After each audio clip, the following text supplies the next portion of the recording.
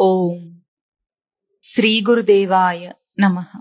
ఓం శ్రీ గురుదేవాయ నమః. భజ గోవిందం భజ గోవిందం భజ గోవిందం భజ గోవిందం గోవిందం భజ మూఢమతే గోవిందం భజ మూఢమతి సంప్రాప్తే సన్నిహితే కాలే సంప్రాప్తే సన్నిహితే కాలే నహి నహి రక్షతి డుక్రీకరణే. నహి నహి రక్షతి దుఃఖీకరణి. ఈ భజ గోవింద స్తోత్రాన్ని మననం చేస్తున్నాం. సన్నిహితే కాలే సంప్రాప్తే నహి నహి రక్షతి డుక్రీకరణే అని చెప్పటంలో ముఖ్య ఉద్దేశం ఏమిటి అంటే, దేనికోసం జీవుడు కృషి చేస్తున్నాడో అది సన్నిహిత కాలం సంప్రాప్తమైనప్పుడు అన్ని పదములు వాడారు. అంటే దేహం విడిచిపోయే సమయం ఆసన్నమైనప్పుడు అని ప్రసిద్ధార్థం. అప్పుడు ఇవేవి కూడా రక్షించవు. నువ్వేవి వేటి కోసం కృషి చేస్తున్నావో అవి నిన్ను రక్షించవు అని రెండో పాదంలో ఏం చెప్పారో దానికి ముందు పాదంలోనే మన సంబోధన. హే మూఢమతే అంటే విడిచిపోయే వాటి మీదనే కృషి చేస్తున్నవాడా, విడిచిపోయే వాటిని పోగు చేసుకుంటున్నవాడా అని. అంటే ఎందుకు ఇట్లా ఈ సూచన మనకు ఎటువంటి విజ్ఞానాన్ని ఇస్తుందంటే, లోకంలో ప్రస్తుతం ఉన్న మనుష్యులందరూ కానీ లేదా సృష్టిలో ఉన్న జీవరాశులన్నీ కానీ ఒక గొప్ప మెలికలో ఉన్నాయి. ఏమిటి అంటే, మనమేమనుకుంటామంటే ఇప్పుడేదో ఒక సామాన్యుడు కొద్దో గొప్ప అధ్యాత్మ విద్య పరిచయం చేసుకొని మారాలనుకుంటే ఏం చేయాలని అనుకుంటాం? మనం సాధన చేయాలి అని అనుకుంటాం. సాధన చేసి తన స్థితిని సంపాదించాలి, స్వతసిద్ధిని సంపాదించాలి, స్వరూపం యొక్క స్వతసిద్ధ లక్షణాన్ని సంపాదించాలి అని అనుకుంటాం. కానీ అంతకంటే విలక్షణంగా జీవులు, ప్రాణులు, మనిషితో సహా గొప్ప మెలిక ఏం వేసుకున్నాయంటే, ఇప్పుడు సాధన చేసి స్వరూపాన్ని సిద్ధింపజేసుకోవటానికి విలక్షణంగా తను ఏం చేస్తున్నాడు? సాధన చేసి సంసారాన్ని సాధిస్తున్నాడు. ఇది అర్థం కావటం లేదు. ఇప్పుడు తెలుసుకున్న తర్వాత తాను సాధన చేసి స్వరూపాన్ని సాధించాలని అనుకుంటున్నాడు, కానీ అది అవసరం లేదు. స్వరూపం ఉన్నదే. ఒక వస్తువు ఒక చోట పెట్టాం, ఒక బల్ల మీద ఒక వస్తువు పెట్టామనుకోండి, ఆ వస్తువు శుద్ధంగా ఉంది, దుమ్ము లేకుండా మురికి పట్టకుండా చక్కగా ఉంది. కానీ కొన్నాళ్లకు ఏమవుతుంది? బాగా దుమ్ము పడుతుంది. దాని మీద దుమ్ము పడితే దాన్ని ఇప్పుడు ఆ దుమ్ముని శుభ్రం చేసి మళ్ళీ దాని పూర్వపు స్థితిని తీసుకురావాలంటే మనం ఒక పని చేయాలని అనుకుంటున్నాం. కానీ దానికి దుమ్ము ఎట్లా పట్టింది? అక్కడ వదిలేస్తే దుమ్మును అది పోగు చేసుకుంది. దుమ్ము దానికి లేదు, కానీ అది పోగు చేసుకుంది. దుమ్ము పట్టించాం మనం. పట్టించి ఇప్పుడు దాన్ని వదిలించాలంటే ఒక పెద్ద ప్రాజెక్ట్ మనకి, డస్టింగ్. అట్లాగే జీవభావం అనేది జీవుడికి అసలు లేనే లేదు. వాడికి అసలు అది ఎవరూ ఇవ్వలేదు, లేదు. కానీ దాన్ని పట్టించుకున్నాడు, దుమ్ము పట్టించుకున్నట్లు పట్టించుకున్నాడు. ఇప్పుడు ఆ దుమ్ము వదిలించాలంటే మనం ఇళ్లలో ఎంత కష్టపడిపోతామో అంతకంటే ఎక్కువ కష్టంగా ఉంది వాడికి. నిజానికి సాధన చేయాలంటే తను ఏమీ కష్టపడక్కర్లేదు. ఎందుకు? సాధన చేత ఏ స్వరూపాన్ని తాను సిద్ధింపజేసుకోబోతున్నాడో అది తనకు ఉన్నదే, స్వతసిద్ధం ఉన్న స్వరూపం. దాన్ని ఇప్పుడు తాను ఏమీ చేయనక్కర్లేదు తెచ్చుకోవడానికి. దుమ్ము తీసేస్తే ఆ వస్తువు ఇదివరకటి తన పూర్వపు రూపంలో ఉన్నదే. దాన్ని ఏమి మళ్ళీ కొత్తగా తయారు చేయటం లేదు, దానికి వన్నె పెట్టడం లేదు. మనం దుమ్ము తీసేస్తున్నాం ఎట్లాగో, అంతే.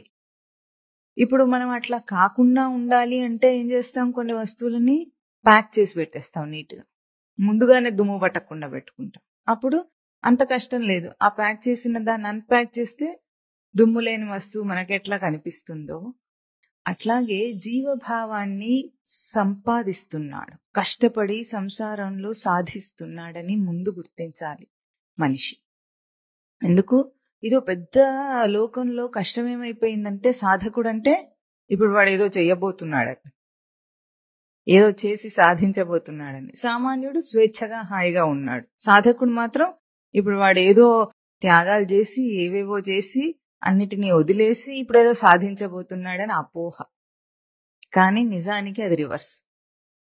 ఏం చేస్తున్నాడు? సాధకుడు అనేవాడు దుమ్ము పట్టకుండా వాటిని వాడు రక్షించుకుంటున్నాడు. సంసారి ఏం చేస్తున్నాడు? సాధిస్తున్నాడు, కష్టపడుతున్నాడు, పోగు చేసుకుంటున్నాడు. వీడికి ఇది అర్థం కావటం లేదు. ఇంత గొప్ప మెలికలో ఇరుక్కొని ఉన్నాడు.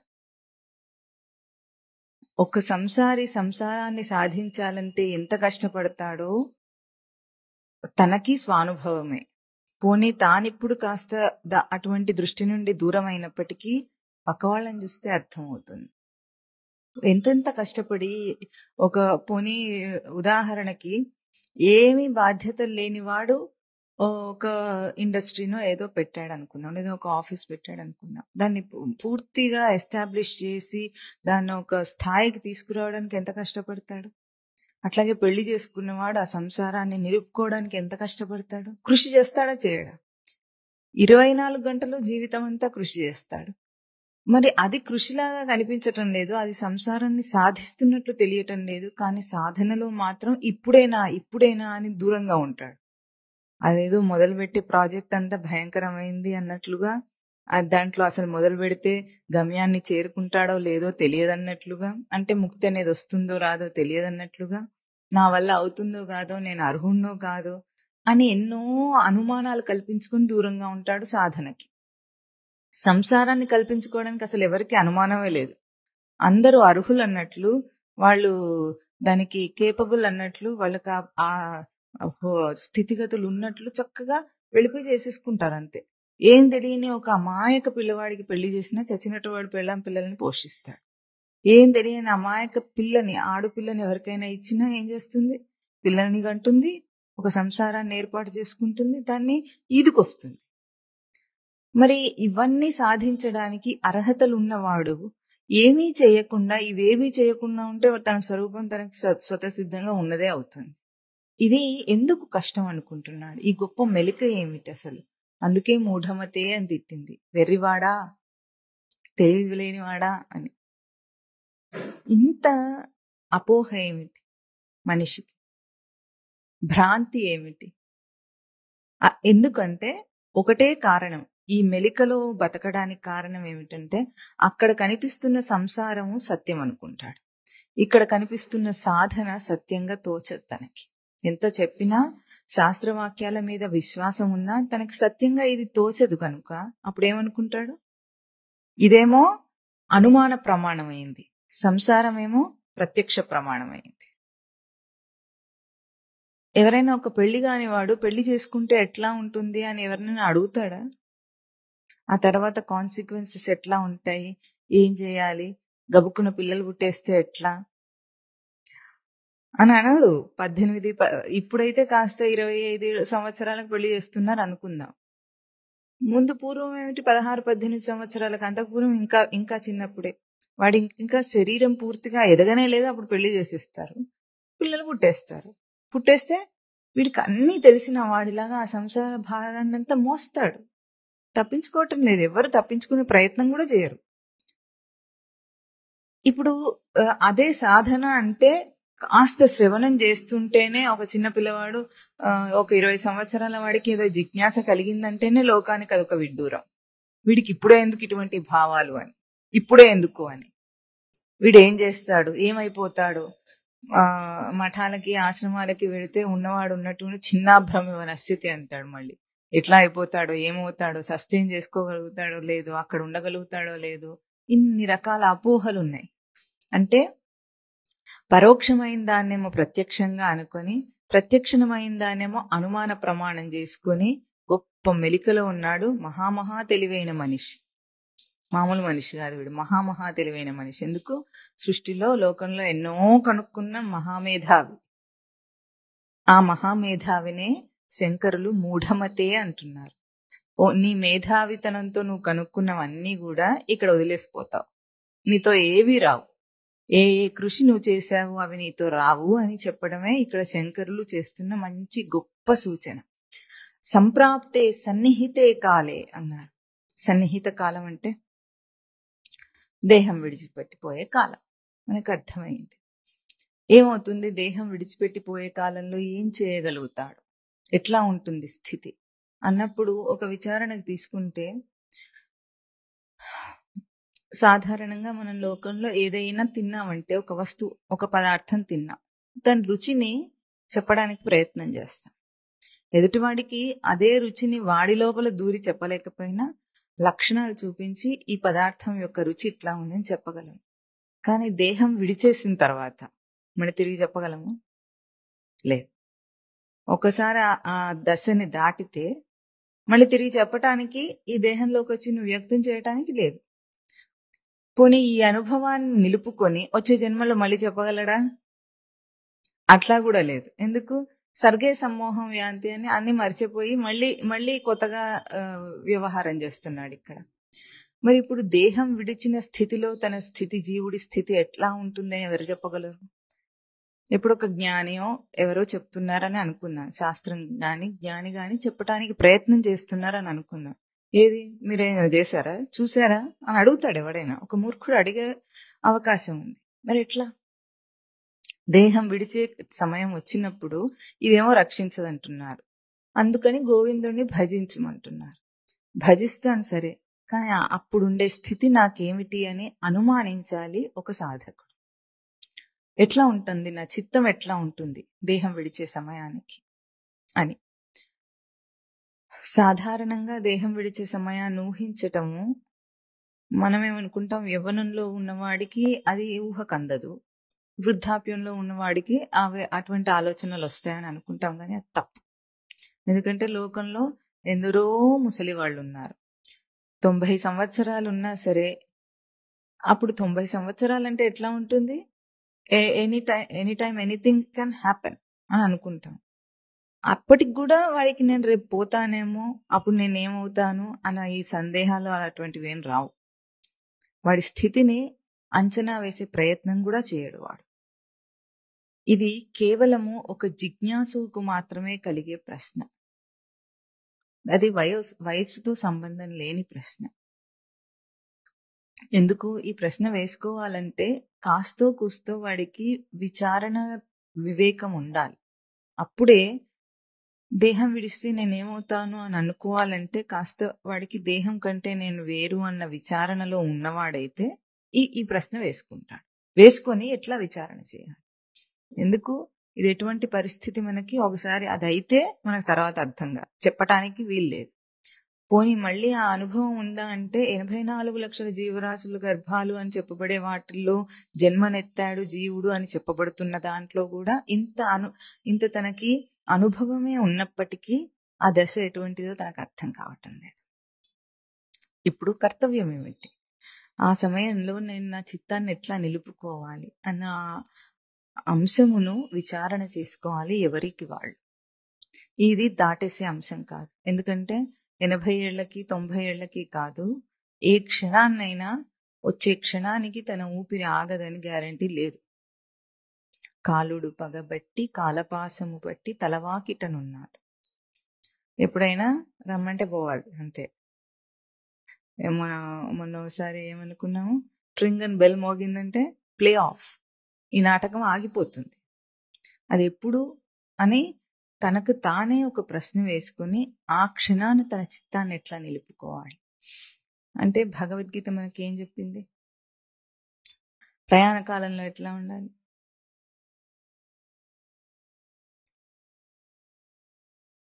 ఎట్లా ఉండాలి?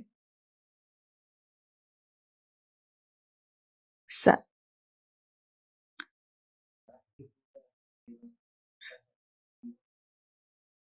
అధిభూత అధిదైవం మాం స అధియజ్ఞం చ ఏ విదుః ప్రయాణకాలేపి చ మాం తే విదుః యుక్తచేతసః. ప్రయాణ కాలంలో అంటున్నారు అంటే, ప్రయాణకాలం ఎన్ని రోజులు ఉన్న ప్రయాణం? మనం ఇప్పుడు ప్రయాణం చేస్తున్నామా, చచ్చిపోయిన తర్వాత ప్రయాణం చేస్తామా?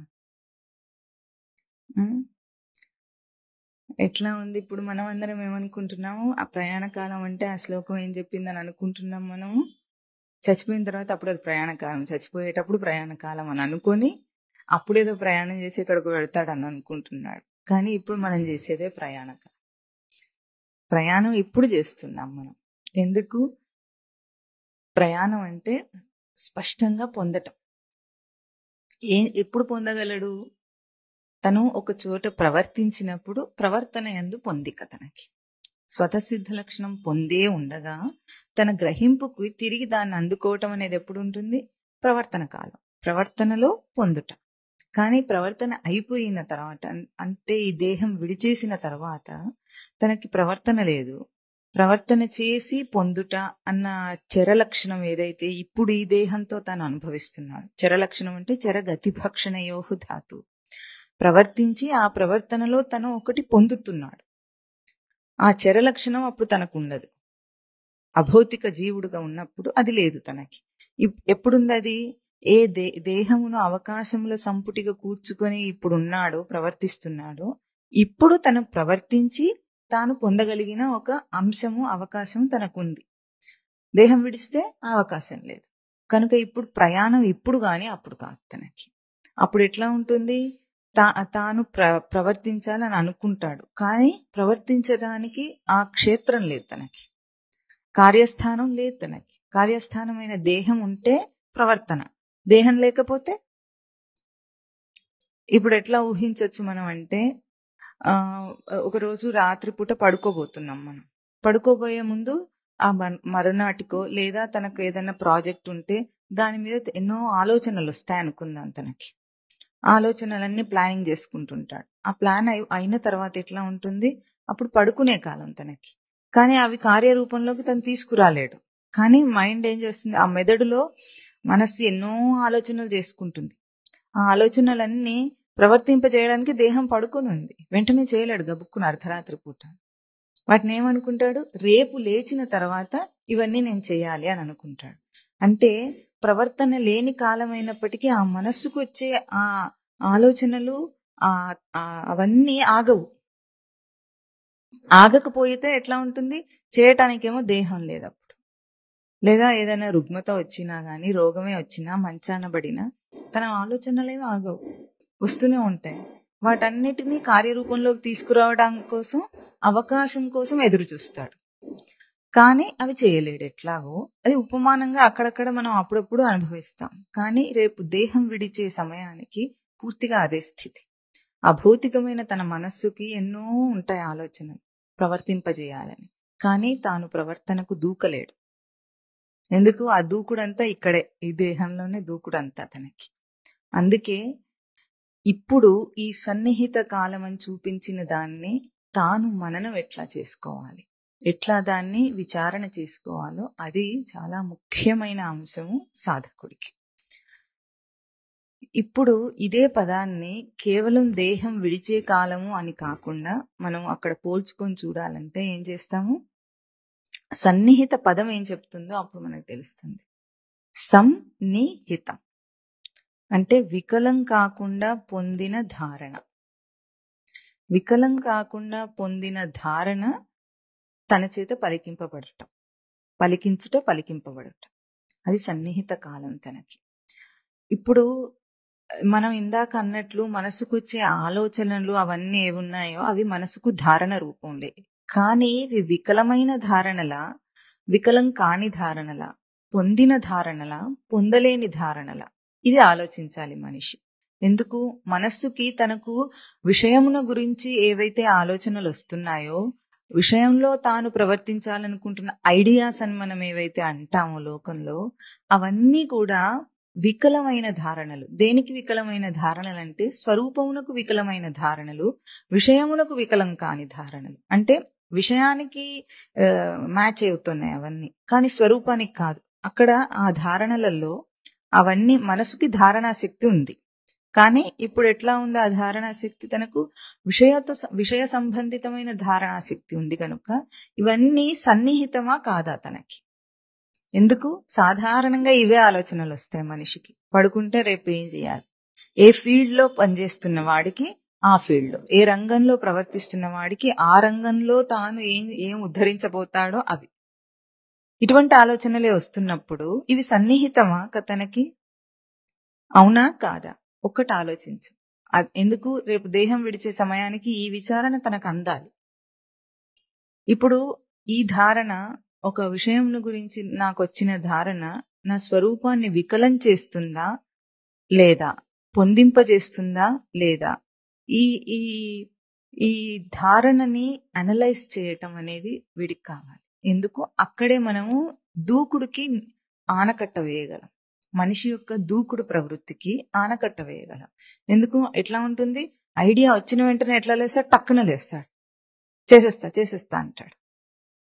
ఆ చేసేస్తా అన్న ప్రవృత్తి వస్తున్నప్పుడు తనను నిగ్రహించుకోవాలంటే ముందు ఆ ఆలోచన దేనికి? ఇప్పుడు రోజు పనులలో వ్యవహారంలో ఇది ఉండకూడదా అంటే ఉండనీగాక. కానీ ఇక్కడ సంప్రాప్తే సన్నిహితే కాలే నహి నహి రక్షతే అన్నది ఏం చెబుతుందంటే, ఈ ధారణలు నువ్వు పోగు చేసుకున్న ఈ ధారణలు, నీ ఐడియాస్, ఇవన్నీ నీకు వచ్చే తెలివితేటలు, ఇవేవేవో నువ్వు చూపిస్తున్న తెలివితేటలు, ఇవన్నీ నిన్ను రక్షించలేవంటున్నారు. మరి ఏ ధారణను పొందితే అది నన్ను రక్షిస్తుంది? ఏ ధారణను మనసుకిస్తే అది రక్షిస్తుంది? మనసుకి ఇవ్వటం కాదు, మనసు నిలుపుకుంటే అనాలి మనం. ఎందుకంటే ఇవ్వటం అనేది బయట నుండి వచ్చే విషయ ధారణను మనం ఇస్తాం, కానీ తను నిలుపుకోవటం అనేది ఉన్నదాన్ని నిలుపుకుంటుంది. ఎప్పుడైతే నువ్వు బయటి వాటిని వేటిని తీసుకురావో మనసులోకి, గ్రహింపులన్నిటినీ, బయట నుండి వచ్చే గ్రహింపులను ఆపేస్తావో, అప్పుడు దానికి ఉన్న ధారణ స్వతసిద్ధమైన స్వరూప ధారణ. మనసు గ్రహింపుకు స్వతసిద్ధమైన స్వరూప ధారణ ఉంది, అది సన్నిహితం తనకి. దీనికి ఏం చేయాలి మనము? మనం ఏమైనా కొనుక్కు రావాలా? ఏం అక్కర్లేదు. నువ్వేం చేయకుండా ఆలోచించకుండా ఉంటే సరిపోతుంది. ఏ విషయమును గురించి గాని, ఏ ప్రవర్తనను గురించి, బయట వ్యవహారం గురించి గాని నువ్వు ఆలోచించకుండా ఉంటే సరిపోయింది. దాన్ని నిలపటమే పలికించటం కాలం తనకి. ఆ ప్రవర్తన ఎట్లా చేస్తావు అని ఇప్పుడు మనం దేహం విడిచే సమయానికి అని ఆగకుండా ప్రతిరోజు ఈ విచారణ చెయ్యి. ఎందుకంటే ఈ విచారణ ముఖ్యంగా మనం గుర్తించవలసింది, మనిషికి పని అందు దూకుడుంది. ఊరికే ఉండలేడు. అసలు ఊరికే ఉండలేక ఏదో ఆలోచిస్తాడు, ఏదో చేస్తుంటాడు. అయితే వ్యవహారం కదండి అంటాం. వ్యవహారం కోసమే చేస్తున్నాడా, ప్రవృత్తిని సాటిస్ఫై చేయడానికి చేసుకుంటున్నాడా? నిజానికి ఆలోచిస్తే వ్యవహారం ఏమిటి మనిషికి? దేహంతో పోకడ. ఈ దేహాన్ని నిలుపుకోవటానికి తనకు దైహిక వ్యవస్థ. ఇంతకంటే పెద్ద వ్యవహారాలు మిగతావన్నీ కూడా కల్పించినవే. ఇందాక మనం మొట్టమొదట్లో మననం చేసినట్లు సంసారం అంతా కల్పితం, కావాలని కూర్చుకుంటున్నది. అంత అవసరం లేదు కదా. ఇప్పుడు ఒక్క ప్రోడక్ట్ తయారు చేస్తూ ఉంటే ఇప్పుడు ఈ కాలంలో ఎట్లా ఉంది, దానికి ఎంతో రేంజ్ ఉందని చూపిస్తాడు. రూపాయి దగ్గర నుండి ఆ డిజైన్ 1000 రూపాయల దాకా అన్ని రేంజ్ల్లో దాన్ని తయారు చేస్తాడు, అందరికీ అందాలంటాడు. ఇప్పుడు ఇది ఎంత అయింది? దీన్ని ఎంచుకోవడంలో మనిషి ఎంతో ఆలోచన చేసి ఇది కావాలా అది కావాలా అని ఎంచుకుంటున్నాడు. వీటన్నిటిలో ఎంత బిజీ అయిపోయాడంటే ఇవన్నీ తానే కల్పించి ఇవి ఉండాలి కదా ఉన్నాయి కదా అని అంటున్నాడు. ఇవన్నీ నిజానికి తన మనుగడకు అవసరం లేనివి. ఇప్పుడు సాధకుడు ఎట్లా ఉండాలి? తన సన్నిహిత కాలంను గుర్తించాలి. సన్నిహిత కాలం అంటే బయటి నుండి గ్రహింపుని ఇవ్వకుండా మనస్సుకి వదిలేస్తే తనకు వికలం కాని పొందబడిన ధారణ ఒకటి ఉంది. మనస్సుకి వికలం కాకుండా పొందబడిన ధారణ ఏమిటంటే దాని గ్రహింపు శక్తే అది. మనిషి ఇప్పుడు చెయ్యి ఉందనుకుందాం. చెయ్యి అనేకమైన వస్తువులను పట్టుకోగలదు, విడవగలదు. ఎందుకు? చెయ్యి డిజైన్ చేయబడింది ఆ పట్టు నిముడ్చుకోవడానికి డిజైన్ చేయబడింది. ఏ రకమైన వస్తువునైనా సరే నీ పట్టులోకి తీసుకోగలవు, దాన్ని పెట్టగలవు, ఈ పట్టు విడుపులతో నువ్వు వ్యవహారం చేయగలవు అని చేతికి ఒక బాహ్య కర్మేంద్రియంగా దాని రచన ఎట్లా ఉందో అంతరింద్రియమైన మనస్సుకు గ్రహింపు శక్తి అట్లా ఉంది. ఏదైనా గ్రహించగలవు, ఆ గ్రహింపులో ధారణ చేయగలవు దాన్ని. ఆ ధారణ తనకి ఏమిటి? దాని తేజస్సు ఏమిటి? నా మనస్సుకి ఎట్లా ధారణ చేస్తుంది అది? నేను ఏవేవో ఆలోచనలు తెచ్చి పెడుతుంటే అందులో పెట్టి వాటిని విచారణ చేస్తుంది అది. ఎట్లా? ఇదే ఏ తేజస్సు ఉంటే ఇప్పుడు చేతికి ఏముంది పట్టుకోవడానికంటే ఒక పామ్ డిజైన్ చేసింది, ఆ హస్తం చూపించబడింది మనకి భౌతికంగా. చూపిస్తే ఈ వేళ్ళు ఈ అరచేయి ఇవన్నీ కలిపి చక్కగా దేన్నైనా పట్టుకోగలవు, విడవగలవు, చక్కగా డిజైన్ చేసింది కనిపిస్తోంది. దీని తేజస్సు ఇది ఇట్లా ఉంది. ఇప్పుడు అదే మనస్సుకి గ్రహింపు శక్తి ఏ తేజస్సు వల్ల ఉంది, వేరే అన్నిటినీ తెచ్చి దాన్ని నేను ఎందుకు ధారణ చేస్తున్నాను, ఎట్లా ధారణ చేస్తున్నాను. చేయగలిగి ఏమంటున్నాడు, నేను ఇన్ని ధారణ చేయగల గొప్పవాడిని అనుకుంటున్నాడు గాని దాని గ్రహింపు శక్తినే విడిచిపెట్టేస్తోంది. అది దాని స్వతసిద్ధ రూపాన్ని కోల్పోయింది. ఎట్లాగైతే వస్తువు బల్ల మీద పడితే దుమ్ము పడుతుందని మొట్టమొదటి ఉపమానం చెప్పుకున్నామో, అట్లాగే నీ మనసుకి దుమ్ము పట్టించినట్లు చేస్తున్నాం. చక్కగా తలతలలాడే ఒక గాజు ఫ్లవర్ వాస్ తీసుకొచ్చి టేబుల్ మీద పెడతాడు. ఎంతో బాగుందని మురిసిపోయి కొనుక్కున్నాడు అనుకుందాం. అది ఎట్లా ఉంటుంది, మెరుస్తోంది. కానీ 2 రోజులు 3 రోజులు దాన్ని అట్లాగే వదిలిస్తే ఏమవుతోంది, ఆ మెరుపు ఏమైంది, దుమ్ము కొట్టుకుపోయింది. దుమ్ము కొట్టుకుపోయి దాని తేజస్సునే పోయింది. ఏ మెరుపు చూసి నువ్వు ఆకర్షితుడివై అది కొనుక్కొని పెట్టుకున్నావు, ఇప్పుడు ఆ మెరుపు లేదు దానికి. ఎందుకు లేదు, దుమ్ము పట్టించావు కనుక. అట్లాగే ఏ గ్రహింపు యొక్క తేజస్సులో మనస్సుకి ఇవన్నీ ధారణ చేయగలను నువ్వు పరిగెత్తి లోకం మీద ఆ వేగం ఊపు నీకు దూకుడు వస్తుందో, అదంతా దానికి ఏ తేజస్సు వల్ల ఉందో ఒక నిమిషం ఆగి ఆలోచించు. ఇది నిన్ను సన్నిహిత కాలంలో రక్షించేది. గోవిందుణ్ణి భజించడం అంటే తన ధారణను నిలపటం. ఎవరో గోవిందుడు ఎక్కడో ఉన్నాడు కాదు, తనను ధారణలో నిలపటము గోవిందుణ్ణి భజించటం అవుతుంది. ఆ ధారణ అన్న గ్రహింపు ఉన్న స్థానమే మనస్సు తనకి. ఆ మనస్సులో ఇప్పుడు ఇన్ని ఇంద్రియముల ద్వారా అన్ని గ్రహిస్తుంటే మనస్సు దాకా వెళుతున్నాయి. అన్ని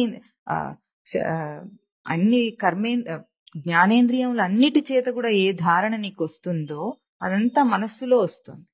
మనస్సు గ్రహింపులో తీసుకుంటుంది.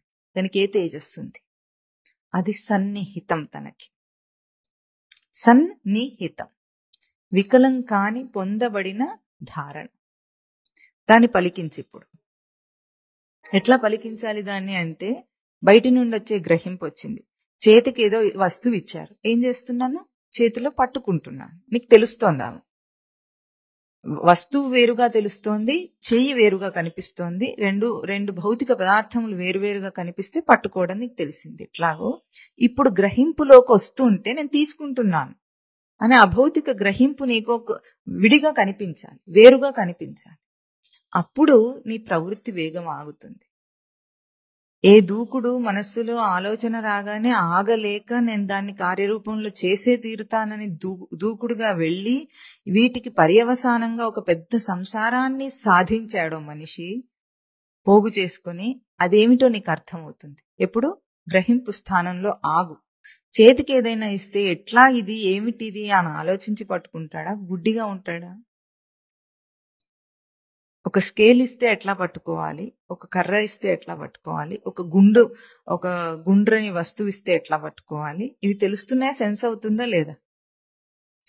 వాటి షేప్ ని బట్టి, కాంటరింగ్ ని బట్టి ఎట్లాగైతే నీ పట్టును మార్చి అడ్జస్ట్ చేసి నువ్వు పట్టుకుంటున్నావు అది నీకు అర్థమవుతుంది. ఇది భౌతికంగా దృశ్య రూపంలో నీకు అర్థమవుతుంది. అభౌతికంగా మనస్సు గ్రహింపు కూడా అట్లాగే తీసుకుంటుంది. ఏ దాన్ని ఏ విషయాన్ని ఎట్లా తీసుకోవాలో ఆ గ్రహింపులో అట్లా పట్టుకుంటుంది. ఆ గ్రహింపును ఒక్కసారి ఆగి చూడు. సన్నిహిత కాలంలో, దేహం విడిచిపోయే కాలంలో ఏదైతే సంసారాన్ని బాగా పోగు చేసుకుని సాధించావో, కష్టపడి సాధించావో అది రాలేదు నీకు. గుర్తించవలసిన ముఖ్యమైన అంశం ఏమిటంటే, దేహంలోకి వచ్చిన దగ్గర నుండి దేహం విడిచిపోయేదాకా కష్టపడి సాధిస్తున్నాం సంసారాన్ని. అన్నన్ని గ్రహింపులు, అన్నన్ని విషయాలు ఇప్పుడు నీ చిత్తాన్ని ఎంత మట్టి కొట్టించాయంటే, దాని మీద మామూలు మట్టి కాదు అది. తోమితే ఏదో బట్ట పెట్టి దులిపితే పోయేలాగా లేదు అది. అంత మట్టి కొట్టించిన నీ చిత్తము ఆ గ్రహింపు యొక్క తేజస్సు ఏమై ఉంటుంది. ఈ రోజు నువ్వు అది తీసేయడానికి తోమడము ఏదో చేయటం కాదు.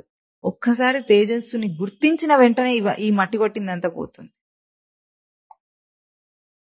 గుర్తింపు మాత్రం చేత ఒక్కసారి ఆగి కార్యరూపంలోకి దూకే నీ విషయ వేగం ఏముందో, అంటే ఆలోచన వచ్చింది, చేసేయాలి, ఇప్పుడు చేసేయాలి, అయిపోవాలంతే. దానికోసం నువ్వు చేసే కృషి అంతా ఇంత కాదు.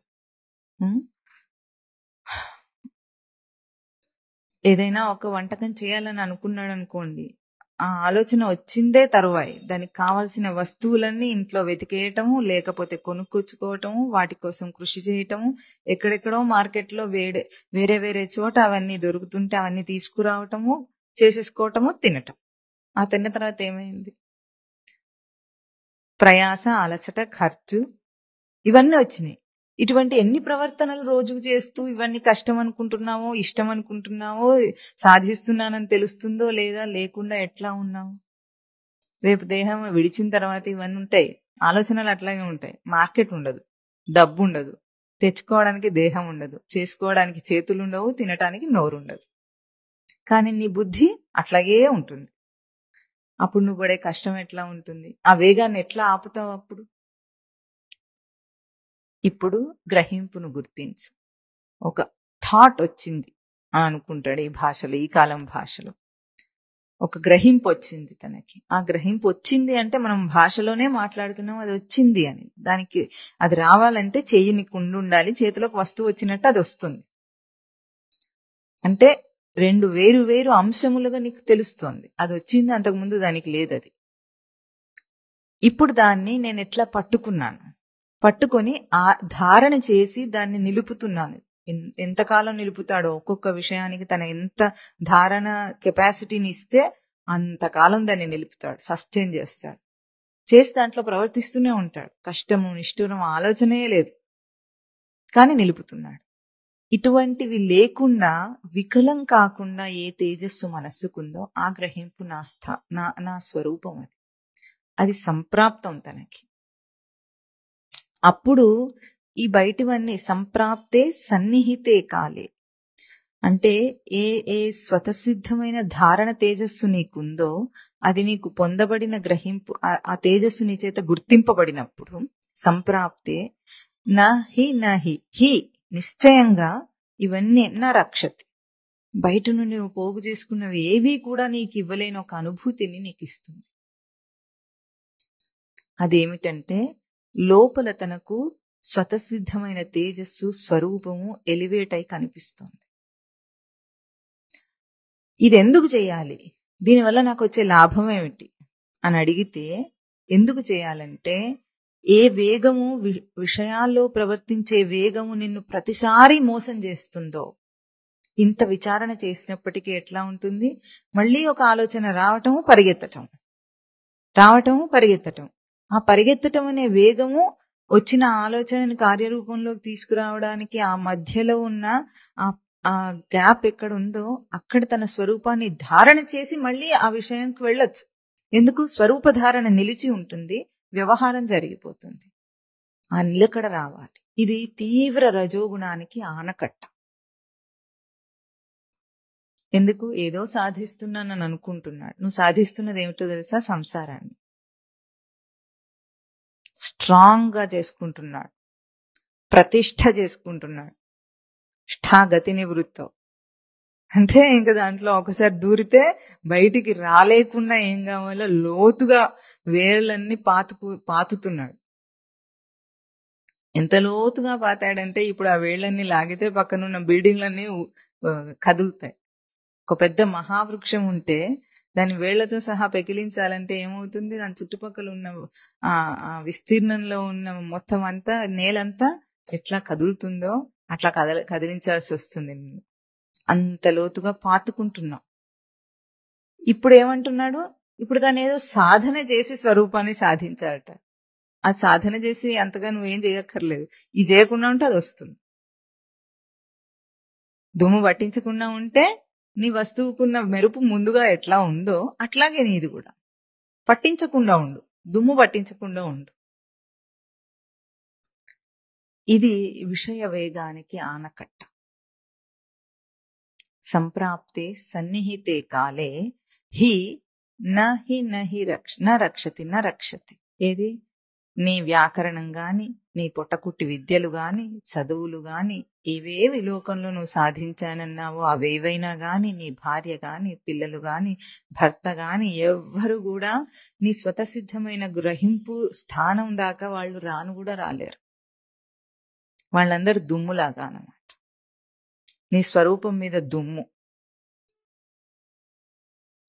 రేపు దులిపేస్తే పోయింది.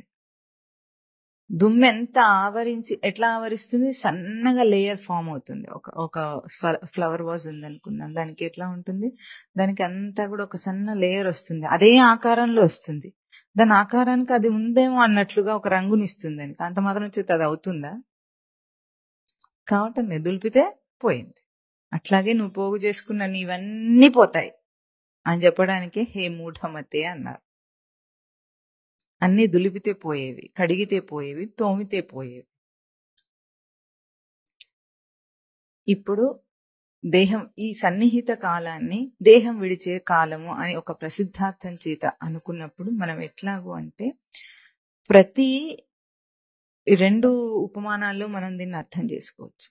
దేహం విడిచేటప్పటికి తెలియదు కనుక, ఆ స్థితి తనకి ఇప్పుడే అనుభవంలోకి రాదు కనుక, ఒకటి ప్రతిరోజు రాత్రి ఎందుకు పగలు కూడా నిద్రపోతాడు. రాత్రి నిద్రపోయాల్సిన అవసరం లేదు. పగలు కూడా తూగొచ్చిందంటే అంతే సంగతి. పగలు అన్నం తిన్న తర్వాత ఏం చేస్తాడు? అట్లా కూర్చుని బల్ల మీద రాసుకుందామని చదువుకుందామని కూర్చుంటాడు. పెన్ను చేతిలోనే ఉంటుంది, పుస్తకం చేతిలోనే ఉంది, కానీ తూగొచ్చింది, 2 కింద పడిపోయినాయి. ఏమైంది అప్పుడు? పెన్ను కింద పడిపోయి శబ్దం వస్తే అప్పుడు లేచి తీసుకున్నాడు. ఆ తూగొచ్చిందన్నాం మనం. తూగొచ్చినప్పుడు ఏమైంది? ఏదో రాయాలని కొన్ని భావాలు అనుకునే ఒక పుస్తకం పట్టుకున్నాడు అనుకుందాం, ఒక కలం చేతిలో పట్టుకున్నాడు. ఇప్పుడు ఏమైంది? తూగొచ్చి ఏమైంది?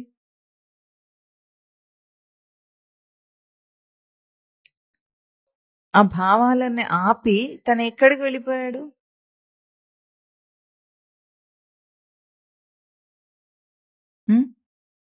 ఇదే చావు అంటే. మరి ప్రతి క్షణం చచ్చి పుడుతున్నావు. నీ భాషలో చెప్పాలంటే వదిలేస్తున్నావు, పట్టుకుంటున్నావు. ఈ మధ్యలో ఏం జరుగుతోంది? అది కూడా అర్థం కావటం లేదు. రేపు దేహం విడవటం ఎట్లా అర్థం కాదు, నిద్రపోవటం కూడా అర్థం కావటం లేదు. అదే జరిగిపోతుంది. ఎన్నిసార్లు అయినా సరే, పగలైనా రాత్రైనా తన ప్రమేయం లేకుండానే జరిగినట్లు పడుకుంటున్నాడు, లేస్తున్నాడు. ఇప్పుడు ఇది కూడా ఉపమానానికి పనికి రాకుండా అయిపోయింది. సృష్టి చక్కని ఉపమానం ఇస్తే ఇది కూడా పనికి రాకుండా చేసుకున్నాడు. ఎందుకు? తన తమో గుణం వల్ల. అంటే కొద్దిగా కూడా అక్కడ అలర్ట్నెస్ లేకుండా నిద్రపోవటం, అవేర్నెస్ లేకుండా నిద్రపోవటం, తనకేమీ తెలియకుండా నిద్ర వస్తుంది, తనకేం తెలియకుండా మెలకు వస్తుంది. ఇప్పుడు ఏం చేయాలి అంటే చక్కని ఉపాయం చూపించారు ఇక్కడ గురుదేవులు మనకి. ఒక విషయాన్ని, ఒక ఆలోచన వచ్చి పట్టుకుంటున్నావు, దాన్ని ప్రవర్తింపజేస్తున్నావు, కార్యరూపంలోకి తీసుకొస్తున్నావు, విడిచేస్తున్నావు. కనీసం ఇదైనా గుర్తించు. ఎందుకు? ఇదంతా జాగ్రత్త అవస్థలోనే జరుగుతోంది కనుక. నువ్వు మెలకు ఉండే ఇదంతా చేస్తున్నావు కదా. ఏదైనా ఆలోచన రావటము, దాన్ని చేయటము. పిల్లవాడు ఉన్నాడు, వాడికి కూర్చొని సెలవుల్లో ఏం చేస్తాడు? తోచకపోతే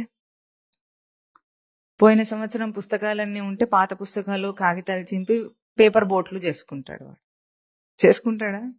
చేసుకొని ఇద్దరుంటే నేను ఇన్ని బోట్లు చేశాను, నువ్వెన్ని చేశావు, నేను ఎన్ని చేశాను అని ఆడుకుంటాడు. ఆ తర్వాత ఏం చేస్తాడు? సడన్ గా మన భాషలో అమ్మ పిలవగానే ఏం చేస్తాడు? అవన్నీ అక్కడ వారేసి వెళ్ళిపోతాడు.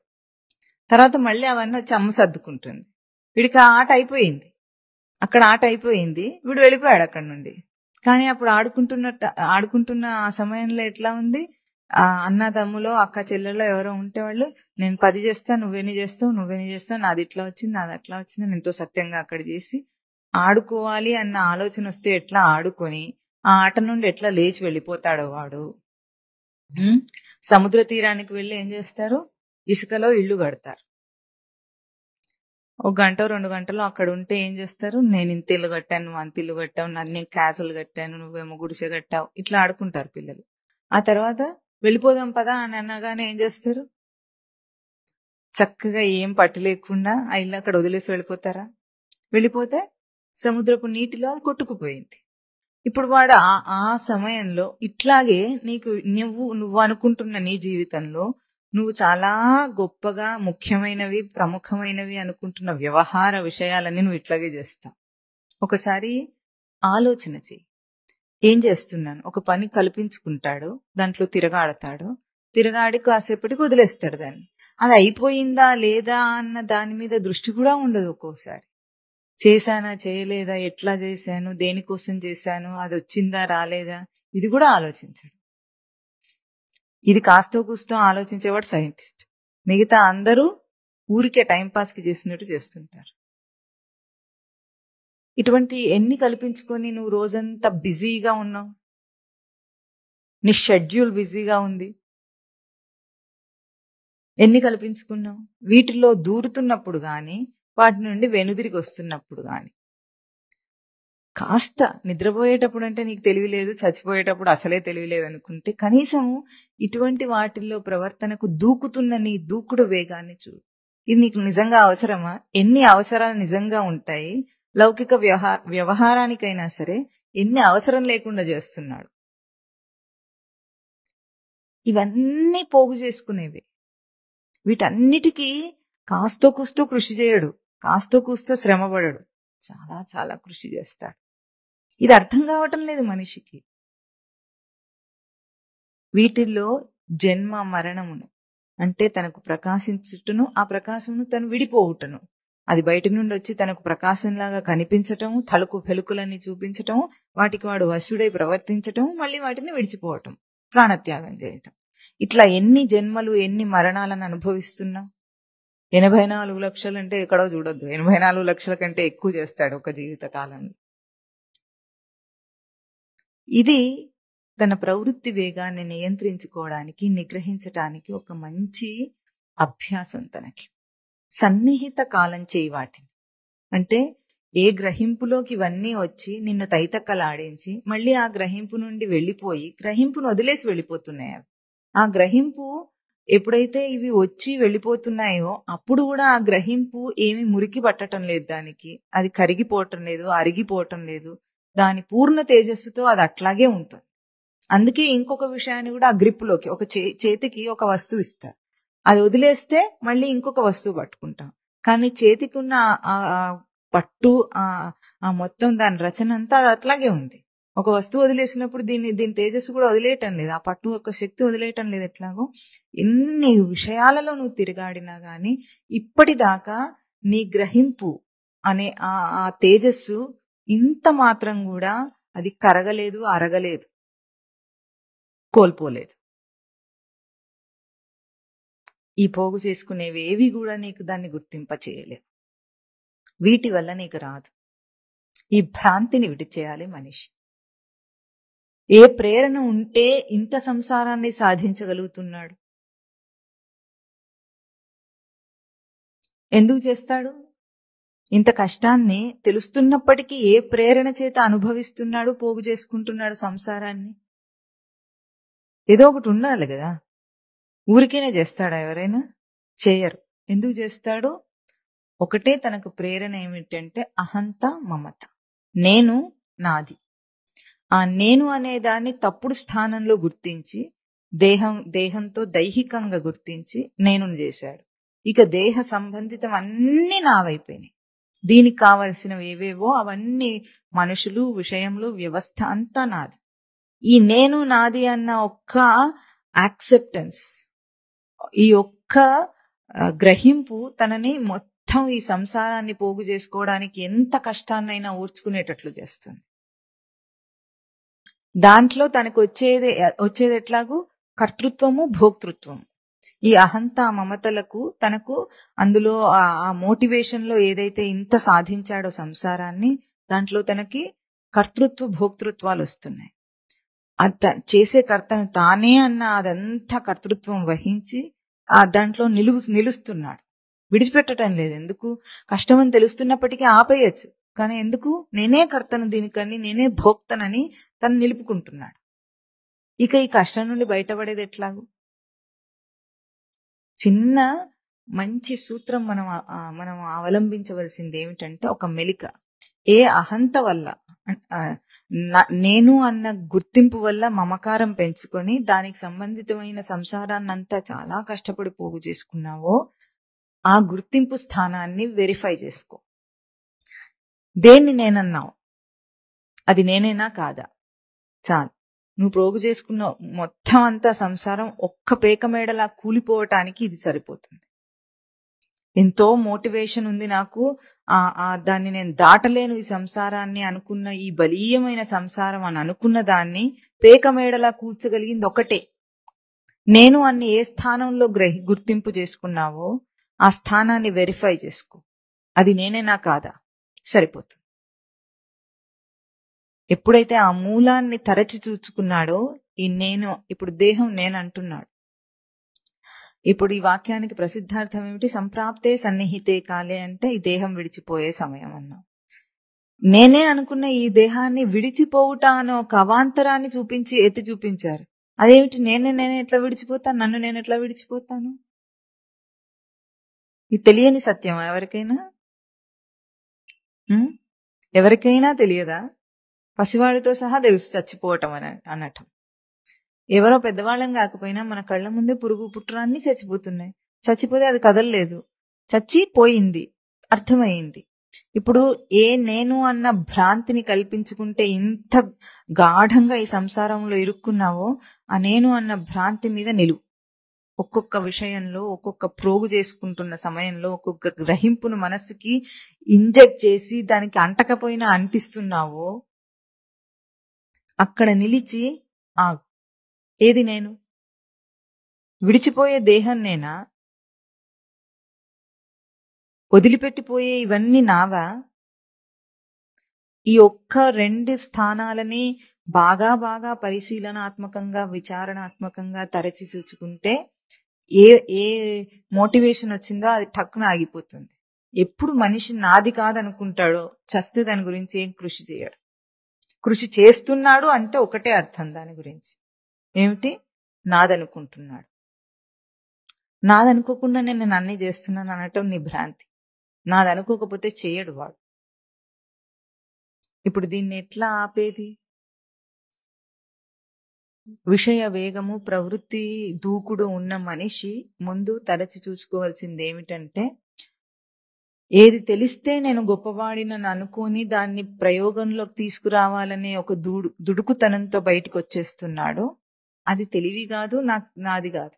ముందు నాకు సంబంధితమైంది కాదు. లోకంలో ఏవి తెలిసినా సరే, ఎంత తెలివి ఉన్నా సరే, అదంతా బయట నుండి వచ్చింది, బయట దానికి సంబంధించింది. నాకు కాదు కదా, నాది కాదు, నా నుండి రాలేదు, అది బయట నుండి వచ్చింది. ఈ వేగం నిన్ను మోసం చేస్తుంది. ఇది బయటి రజోగుణం. అదే నేను స్వయమైన స్థానంలో, తన స్థానంలో గుర్తిస్తే ఎట్లా ఉంటుంది? తన మీద ప్రీతి వస్తుంది. ఇప్పుడు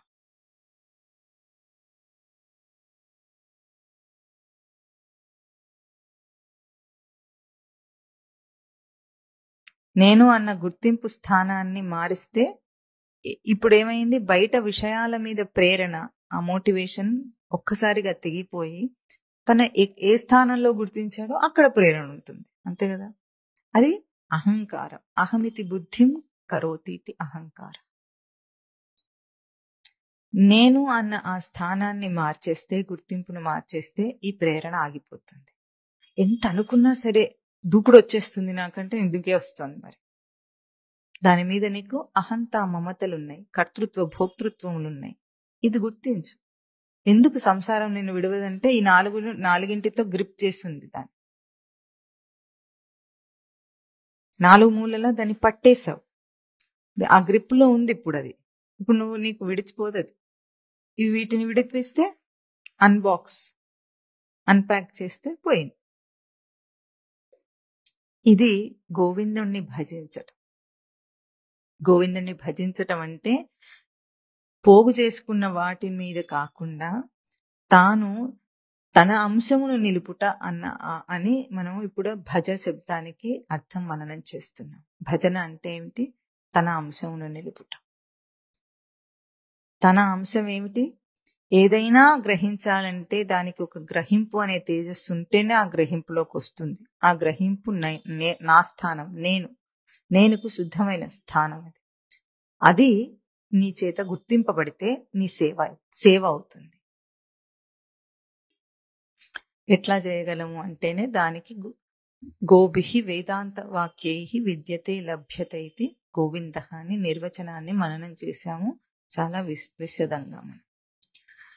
ఇప్పుడు ఇవన్నీ చేయాలంటే కూడా పోయిన వారం ఒక సాధన క్రమాన్ని ఇక్కడ గురుదేవులు అందించిన ఒక సాధన క్రమాన్ని మననం చేశాం. ఎందుకంటే సామాన్యుడికి ఇంత విడమర్చి చెప్పినా, వివరంగా చెప్పినా కాన్సెప్ట్ అర్థం అవుతుంది, చెప్తున్న భావం అర్థం కావచ్చు, కానీ నిలిపే శక్తి సామర్థ్యాలు తనకు సరిపోవు. ఎందుకంటే చిత్తము మురికి పట్టి ఉంది కనుక ముందు దాన్ని శుద్ధి చేసే కార్యక్రమం చేసుకోవాలి. అప్పుడు ఆ శుద్ధమైన చిత్తమే దేన్నైనా నిలుపుకోగలుగుతుంది, చైతన్యవంతం చేసుకోగలుగుతుంది తనని. కాబట్టి మనం ఇక్కడ సంసార తాపం పోవాలంటే అంటున్నాం అని మననం చేయటం మొదలు పెట్టాం పోయిన వారం. ముందు తాపం అంటే సంసారం తనని దహించి వేస్తుందని గుర్తించు, కాల్చేస్తుంది. నేను తన అంటించుకున్న మంటతో తానే కాలిపోతున్నాడు. ఒక మంచి ఉపమానం గురుదేవులు ఇక్కడ మనకి చెప్పేది ఎట్లాగూ, ఎవరైనా పసివాడు, నీకు సంబంధం ఉన్నవాడైనా సంబంధం లేనివాడైనా సరే, వెళ్ళి మంటలో దూకుతుంటే వాడిని ఎట్లా రక్షిస్తావు? నీకు పరిచయం ఉండనక్కర్లేదు, ఎవరైనా సరే ఆ పని చేస్తారు. వాడు తెలియక ఒక పసిపిల్లవాడు పాకుతూ మంటల్లోకి దూకుతున్నాడు, ఏం చేస్తాం? వాడిని కాలు పడితే కాలు పట్టుకి, నీ పట్టుకు ఏది వస్తే అది పట్టుకొని, వాడు గోచి అయినా పట్టుకొని లాగి వెనక్కి ఎట్లా రక్షిస్తావో అట్లా రక్షించే ప్రయత్నం చేస్తుంది గురువు, శాస్త్రం, సృష్టి. నిర్హేతుక జాయమాన కటాక్షం అంటారు దీన్ని. అంటే అక్కడ ఏ కారణం లేదు నిన్ను రక్షించటానికి. గురువు కటాక్షం ఎప్పుడు కూడా ఎట్లాగో నిర్హేతుక జాయమాన కటాక్షం. అది నువ్వేదో ప్రియమైన వాడివని గాని, నీతో ఏదో సంబంధం ఉందని గాని చేయరా పని. కారణం లేదు దానికి. కారణం లేకున్నా నీ మీద కలిగిన ఆ కటాక్షం. ఎందుకు? నువ్వు మంటల్లో దూకుతుంటే చూస్తూ ఊరుకోలేక శాస్త్రము బోధ రూపంలో నిన్ను బయటికి లాగే ప్రయత్నం చేస్తారు. దానికి మనం కూడా ఎట్లా ఉండాలి? ఎంత బయటికి లాగే ప్రయత్నం చేసినా వాడు అటువైపే మొగ్గు చూపుతుంటే లాగేవాడు లాగలేడు. వీడి పట్టు దానికి సరిపోదు. వాడి వైపు నుండి కూడా కాస్త చేయూత అందుకుంటే, చేయూతనిస్తే అందుకోవాలి కదా, అందుకుంటే వస్తుంది. అది సంసార తాపంను గుర్తించటం. గురువు బోధ ద్వారా చెప్తున్న దాన్ని నీ అనుభవంలో గుర్తించు. నువ్వు ఎట్లా పోగు చేసుకుంటున్నావు, అనుభవిస్తున్నావు. ఆ తపన లోపల కాల్చేస్తుంది, దహించేస్తుంది స్వరూపాన్ని. దానికి మనం ఏమి సాధన కర్మను ఆచరించాలని, ఇంద్రియ లౌల్యం చావాలని మననం చేశాం. సాధన కర్మ అంటే సాధన చతుష్టయ సంపద. దీన్ని ఇప్పుడు సంపద అంటే సంపాదించాలా, పొందాలా అన్న ఈ అంశంలోనే శమము, దమము, ఉపరతి, తితిక్ష, శ్రద్ధ, సమాధానము ఇవన్నీ కూడా తను ఎట్లా అభ్యాసం చేయాలంటే, వీటికి కొత్త అభ్యాసం కాకుండా ముందు చేస్తున్న సంసారపు అభ్యాసాన్ని ఆపేస్తే ఇవన్నీ అవే పుడుతుంటాయి. పోగు చేసుకోవడం ఆపేస్తే లోపల ఉన్న లక్షణాలు అవే ఎలివేట్ అయి తనకు వస్తాయి. అట్లాగూ వీటన్నిటినీ ప్రయత్నపూర్వకంగా సంపాదించాలని పోయిన వారం మననం చేశాం మనం. ఎందుకు? ప్రయత్నపూర్వకంగా చేసిన దానికి యాంటీడోట్ ఏమిటి? ప్రయత్నపూర్వకంగా మళ్ళీ తీసేసుకోవటం, అంతే కదా. ప్రయత్నపూర్వకంగా బురదలోకి వెళ్ళి అంటించుకొని వచ్చాడు. అంటించుకున్నప్పుడేమో అది మెత్తగా ఉంది, బాగుంది. తర్వాత ఎండిపోయేది ఎట్లా ఉంది? ఇరిటేట్ చేస్తుంది స్కిన్ని. ఏం చేస్తుంది? ఇరిటేట్. అయినా సరే దాన్ని ఇప్పుడు మళ్ళీ ఏం చేయాలి? కొళాయి కింద పెట్టాల్సిందే, సబ్బు పెట్టాల్సిందే, రుద్దాల్సిందే, పోవాలి, అంతే కదా. ఇదే చెయ్యి. దానికి కావలసిన తర్వాత అంశం ఏం చూపించారా? ఇంద్రియ లౌల్యం అన్నారు. ఇంద్రియంలోకి లౌల్యం అంటే లస్ట్, సెన్షువల్ లస్ట్ అంటున్నారు.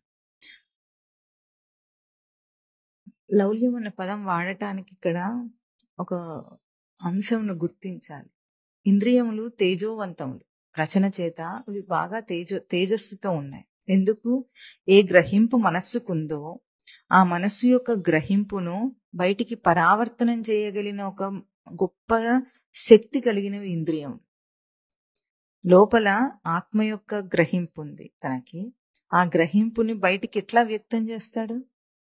ఇంద్రియంలో తేజస్సు ద్వారా వ్యక్తం చేయగల తేజస్సుతో అవి బయటి అంశమును రానివ్వకుండా, దృశ్య రూపపు అంశమును రానివ్వకుండా ఇంద్రియ లోపల ఉన్న ఆత్మ తేజస్సును పరావర్తనం చేయటానికి రచింపబడినవి, డిజైన్ చేయబడినవి.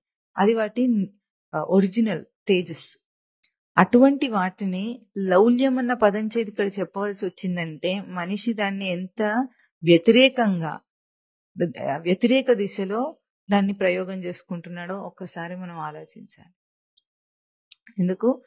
ఉదాహరణకి ఒక ఇంద్రియం తీసుకుంటే ఉపస్థ ఇంద్రియం అన్నాం అనుకోండి. లోకం దాన్ని ఎంత చండాలమైన దృష్టిలో, అంటే కామాన్ని తీర్చుకోవటం మాత్రం, శారీరక కామాన్ని తీర్చుకోవటం మాత్రానికి అది ఉపస్థ ఇంద్రియాన్ని వాళ్ళు గుర్తిస్తున్నారు. కానీ ఉపస్థ అంటే అక్కడ నిరంతర ప్రవర్తన ప్రాప్తి ఎరుకల అనే ఒక ధారణని రక్షించుకోవడానికి స్థిరమైన స్థానం, అంటే బ్రహ్మచర్య ప్రతిష్టాయాం వీర్యలాభ, తన తేజస్సుని నిలుపుకోవటానికి ఒక స్థానమైన ఇంద్రియం అది.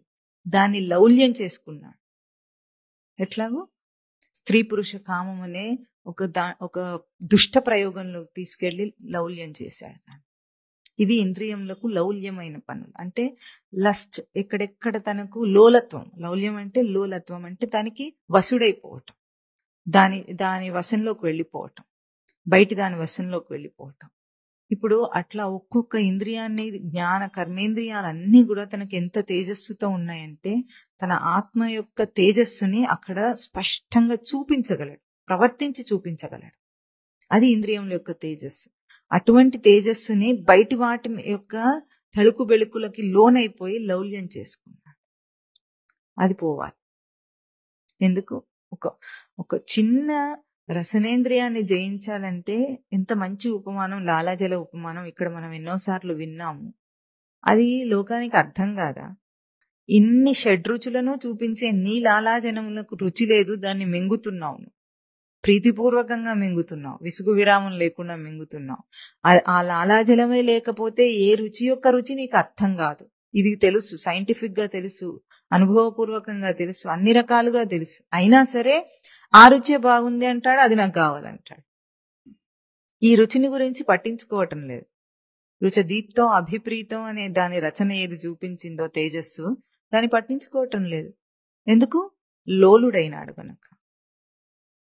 ఇటువంటి అన్నిట్లో కంటికి చూపు అనే తేజస్సు ఉంటే దాన్ని బయట పారేస్తున్నాడు. దీన్ని ఏంది ప్రొజెక్ట్ చేయటం లేదు, పారేస్తున్నాడు. మనం అన్నిటిని బయటికి పారేసుకుంటున్నాడు. పారేయటం అంటే పారం, అక్కడ వేయటం, దూరంగా విసిరేసుకుంటున్నాడు. వీడికి ఇంత గొప్ప రచనని ఇచ్చి మాత్రం లాభం ఏమిటనుకుంటుంది సృష్టి. అందుకే లోలత్వం, ఇంద్రియముల యొక్క తేజస్సుకు లోలత్వం ఏందో లౌల్యం చావాలి, తీసేసుకోవాలి. భ్రాంతి ఇదంతా కూడా. దానివల్ల ఏదో నాకు తెలుస్తుంది అనుకోవటం నీ భ్రాంతి. దీనికి కూడా మంచి ఉపమానం ఏమిటి? స్పర్శ జ్ఞానం.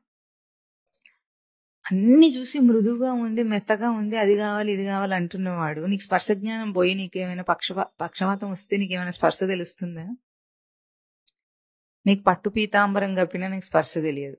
నేను డన్లో బెడ్ మీద పడుకోబెట్టినా నీకు స్పర్శ తెలియదు.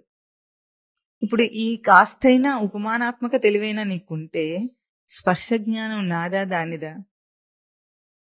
స్పర్శలో ఆనందాన్ని పొందుతున్న దాని చేతన నా చేతన?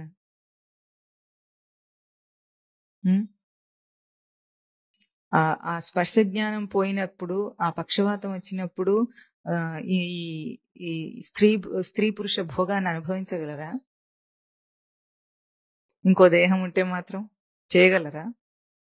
అనుభవించలేవు. అంటే నువ్వు ఆ చేయగలుగుతున్న సమయంలో నీది నీవు అనుభవిస్తున్నావా, దాన్ని అనుభవిస్తున్నావా?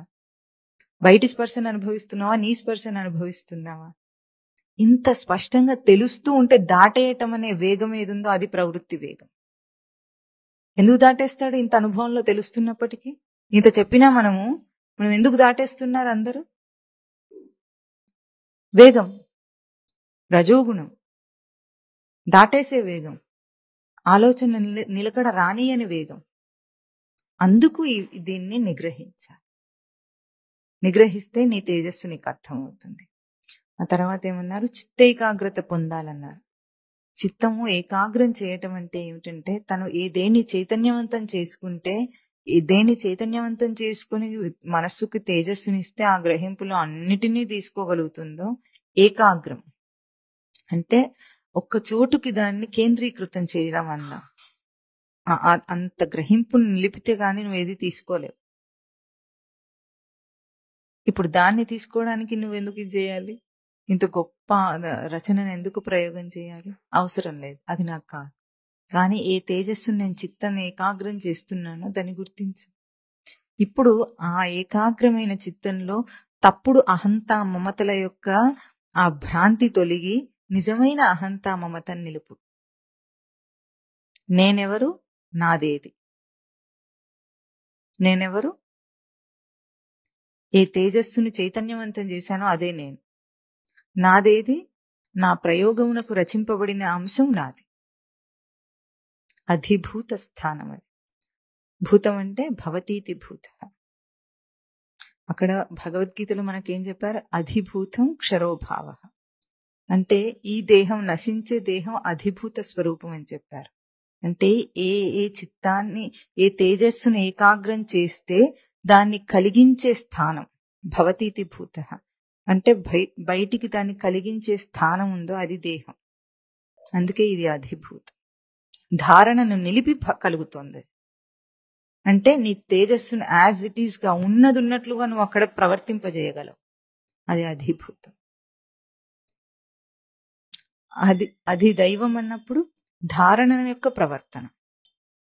ఈ ఇంద్రియాలన్నీ ఈ లౌల్యం కోసం లేవు. దేనికోసం ఉన్నాయి?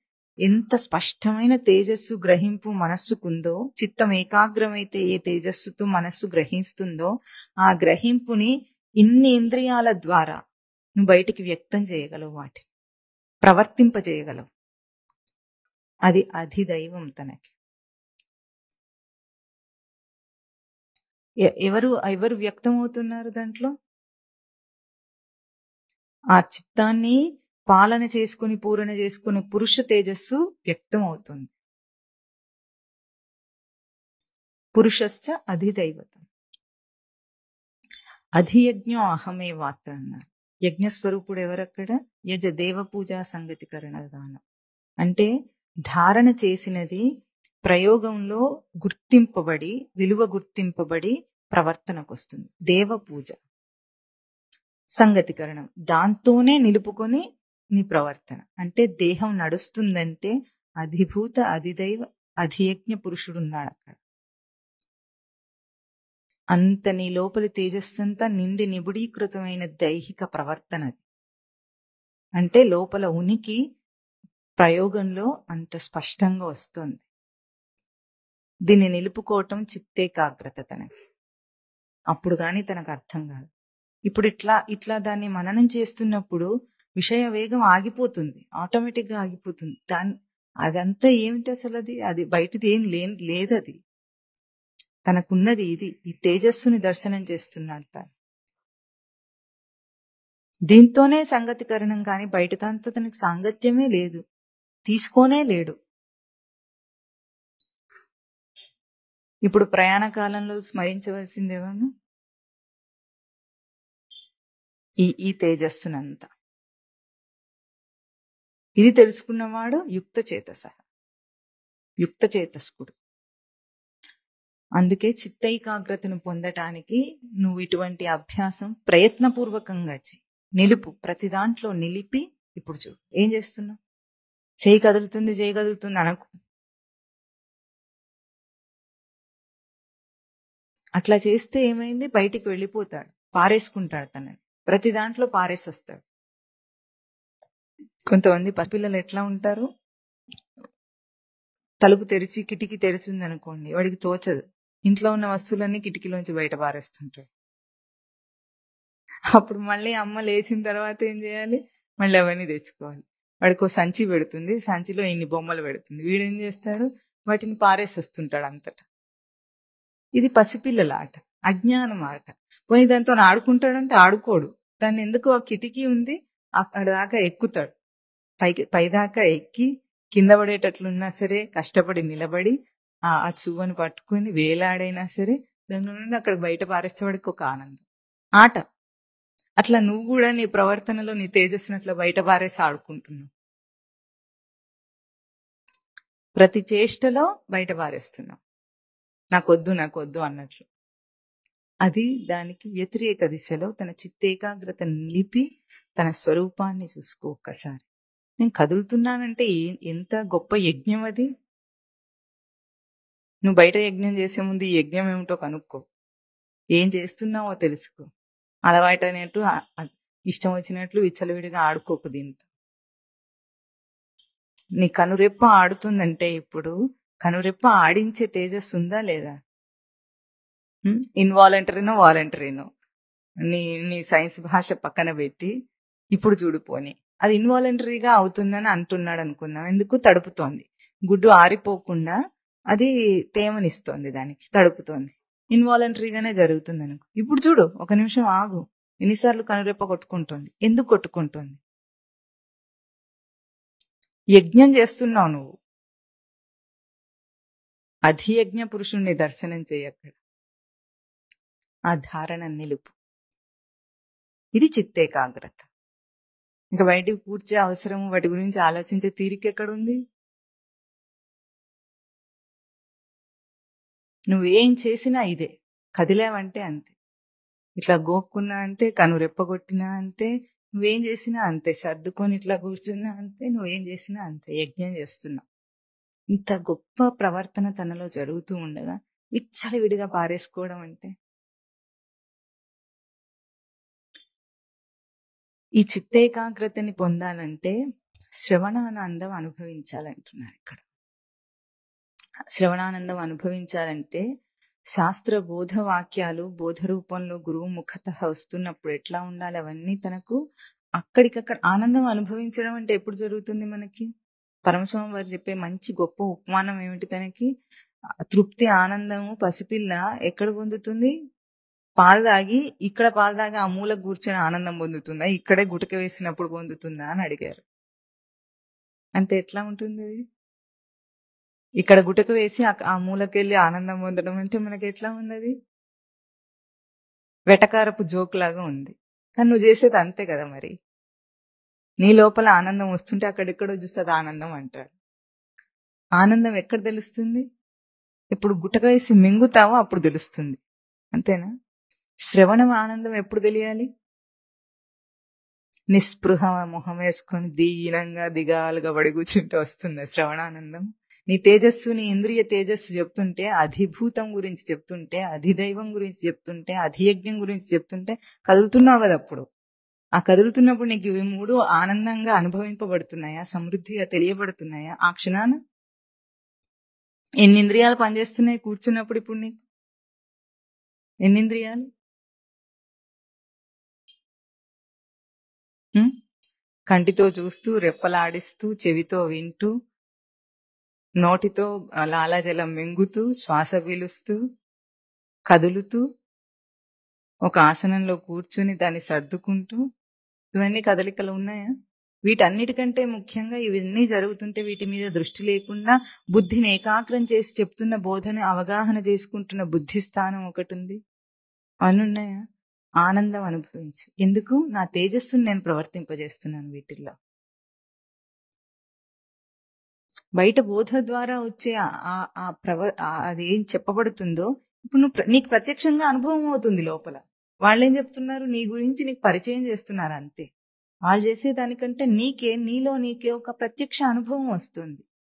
ఆ క్షణాన అనుభవించు. శ్రవణంలో బోధవాక్యాలని అప్పటికప్పుడు తనకు ప్రత్యక్ష అనుభవం చేసుకుని ఆనందించడమే శ్రవణానందం. బోధలో చాలా బాగుందని సర్టిఫికెట్ ఇవ్వద్దు ఎప్పుడు. దానికంటే నీచం ఇంకొకటి ఉండదు. ప్రవచనం ఎప్పుడు బాగుండదు, శ్రవణం బాగుండాలి. ప్రవచనం చెప్పేవాడికి సంబంధించింది, వాడితో పోల్చి. కానీ శ్రవణం నీతో పోల్చి. నువ్వు బాగుందని అనగలిగింది నీ శ్రవణాన్ని అనగలవు, కానీ వాళ్ళు చెప్పే ప్రవచనాన్ని నువ్వెవరు సర్టిఫై చేయటానికి? ఏం విన్నావో అది నీకు ఆనందం. వాళ్ళు చెప్పింది నీకు ఆనందం కాదు. నువ్వేం విన్నావో, నీ గ్రహింపుకి ఏమొచ్చిందో, నీ ధారణలోకి ఏమొచ్చిందో అది నీకు ఆనందం. సమృద్ధి. ఎందుకు? నీ పూర్ణ స్వరూపాన్ని ఇక్కడే నువ్వు ప్రత్యక్షంగా నిలుపుకోగలవు, చూడగలవు, దర్శించగలవు. ఇది శ్రవణానందం. ఒక్కొక్క వాక్యం చెబుతూ ఉంటే ఆ వాక్యాన్ని అప్పటికప్పుడే ప్రత్యక్షం చేసుకుని, ఎన్నిసార్లు మనకు పట్టు విడుపు చూపించారు ఇక్కడ. అప్పుడు పట్టు తెలుస్తుంది కదా మనకి. పక్షవాతం రాలేదు కదా ఇంకా. అప్పుడు పట్టును అనుభవించు, పట్టానందాన్ని అనుభవించు. కన్ను దృశ్యాన్ని చూస్తుంది, ఆ దర్శన ఆనందాన్ని అనుభవించు. చెవి వింటోంది, ఆ శ్రవణానందాన్ని అనుభవించు. నీ లోపల నీకు జరుగుతున్న నీ ప్రక్రియని ఇంత స్పష్టంగా చెప్పిన దీనికి ప్రూఫ్ కావాలంటే నువ్వేమన్నా సైంటిస్టా? సైంటిస్ట్ అంటే వెరిబాగులోడని అర్థం. ఎందుకు? బయట పరోక్షంగా ఉన్నదాన్నేమో నమ్ముతాడు, ఏం చేసినా సరే నమ్మేస్తాడు, చెప్పేస్తే నమ్మేస్తాడు. కానీ ప్రత్యక్ష అనుభవాన్ని అంటే నువ్వు నాకు నిరూపించు అంటాడు వాడు. నీ లోపల నీ ఆనందాన్ని నీకెవరు నిరూపిస్తారు? నువ్వు నిరూపించుకోవాలి. నీ ఆస్వాదనని ఒక పదార్థం తింటే నీ ఆస్వాదనని నిరూపించంటే ఏం చెప్తావు? ఎవరికైనా ఏం చెప్తాడు? చెప్పు, నీ ఆస్వాదనని నిరూపించి కూడా బయట అంటే క్యాలిక్యులేట్ చేయంటే ఏం క్యాలిక్యులేట్ చేస్తాడు? లెక్కల్లో రాసేదా అది? ప్రత్యక్ష అనుభవం నీలో నీకు అర్థమవుతుంది. దీన్ని నిరూపించేదేమిటి? అయినా నేను థీసిస్ రాస్తా, నేను నిరూపించుకుంటా అంటే నీ వెర్రికి నిన్ను వదిలేస్తారు. నీకెవరు సహాయం చేసేవాళ్ళు లేరు.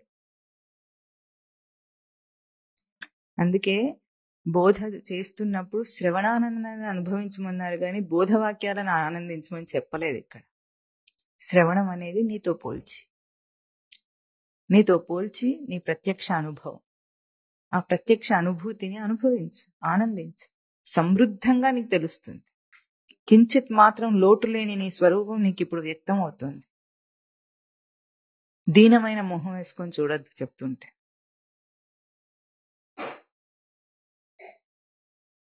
మననాభ్యాసం అలవడాలి అంటున్నా. మననం చేయటం అంటే మనకు తెలిసిందేమిటో రిపీటెడ్ గా అదే అనుకోవటం, మననం చేయటం అని అంటాం.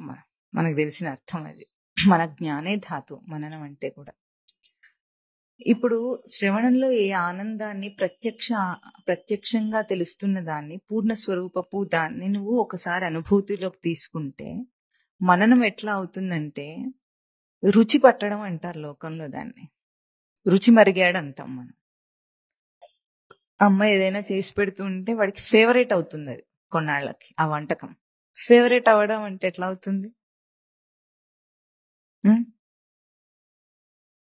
వంకాయ కూర నా ఫేవరెట్ అన్నాడు, ఎట్లా అవుతుంది అది? వంకాయ వచ్చి దూరి చేస్తుందా నేను ఫేవరెట్ అని అంటుందా? ఎట్లా అవుతుంది? ఒకసారి తింటాడు, ఆ రుచి పడతాడు, మళ్ళీ చేయమంటాడు, మళ్ళీ తింటాడు. ఆ రుచిని ఎంతగా ఆస్వాదించడం అభ్యాసం చేశాడంటే అతనికి ఫేవరెట్ అయింది. ఇప్పుడు రుచి పట్టడం అనేది లోకంలో ఎట్లా అభ్యాసం చేశాడో, ఒక పాట వింటాడు, దాన్ని ఆస్వాదన చేస్తాడు, చాలా బాగుందంటాడు, రోజు వింటుంటాడు. రోజు పొద్దున్నే వినకుండా ఉండనండి నేను. సుప్రభాతం రోజు ప్లే చేస్తాం మా ఇంట్లో. ఏం చేస్తాం? ప్లే చేస్తాం. సుప్రభాతంలో ఉన్న ఒక్క అక్షరం ముక్క కూడా నాకేం తెలియదు, దాని అర్థం తెలియదు, కానీ రోజు పొద్దున్నే సుప్రభాతం వింటాం. మేము వినుకుంటూ మా చెత్త పనులని మేము చేసుకుంటూనే ఉంటాం. దాంతో నాకు ఏం సంబంధం లేదు, కానీ మేము రోజు భక్తులం ఏంటి భక్తి టీవీ భక్తులం మేము. ఇవన్నీ చేస్తున్నావు నువ్వు. ఇవన్నిటిలో అనుభూతి అనేది లేకుండా ఎట్లా మెకానికల్ గా చేస్తున్నాడో అది నీకు ఫేవరెట్ అయ్యిందని ఎట్లా అనుకుంటున్నావో, ఇప్పుడు మననాభ్యాసం అనేది ఎట్లా అంటే తనకి ఇప్పుడు ఇక్కడ శ్రవణానందం అనుభవించమంటే ఇక్కడ అధిభూత, అధియజ్ఞ, అధిదైవ మూడుని దర్శనం చేయమని చెప్తే ఆ దర్శనంని ఒక్కసారి రుచిపట్టు, నిలుపుకో. దాన్ని ఆ అనుభూతిని అట్లాగే నిలుపుకొని మళ్ళీ తర్వాత కూడా ఆ అనుభూతిని నువ్వు మననం చేయటం అంటే నీ ఎరుకలోకి మళ్ళీ తీసుకోవటం. ఇప్పుడు ఇక్కడ చెప్పారు కదలిక అంటే ఏమిటి? యజ్ఞం. నీ కదలిక అంటే ఏమిటి? బయట కనిపించే కదలిక కాదది. లోపల చైతన్య పరావర్తనం, యజ్ఞం జరుగుతోంది అని చెప్పినప్పుడు ఒక అనుభూతితో ఇక్కడ నువ్వు దాన్ని ఆనందిస్తే అది నిలిచిపోతుంది, స్టాంప్ వేస్తుంది లోపల. నీ మనస్సు గ్రహింపులో ఒక స్టాంప్ వేస్తే అనుభూతిని అట్లాగే సస్టైన్ చేస్తూ దాన్ని ఎరుక దాకా నిలుపుకోవటం.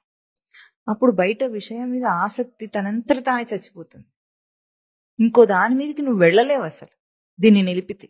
ఇది మననాభ్యాసం. తనకి బోధలో తాను విన్నవన్నీ కూడా తనకు ప్రత్యక్ష అనుభవంగా అక్కడ ఆనందిస్తే ఆ ప్రత్యక్ష అనుభవము ఆనందమే దాని మీద ఇంకా ఇంకా కృషి చేసే మోటివేషన్. ఎట్లాగైతే లోకంలో సంసారంలో అన్నామో అంతకంటే ఎక్కువ గొప్పగా నీకు ఆ ప్రత్యక్ష అనుభూతి కోసం నిన్ను ప్రేరణ చేస్తుంది.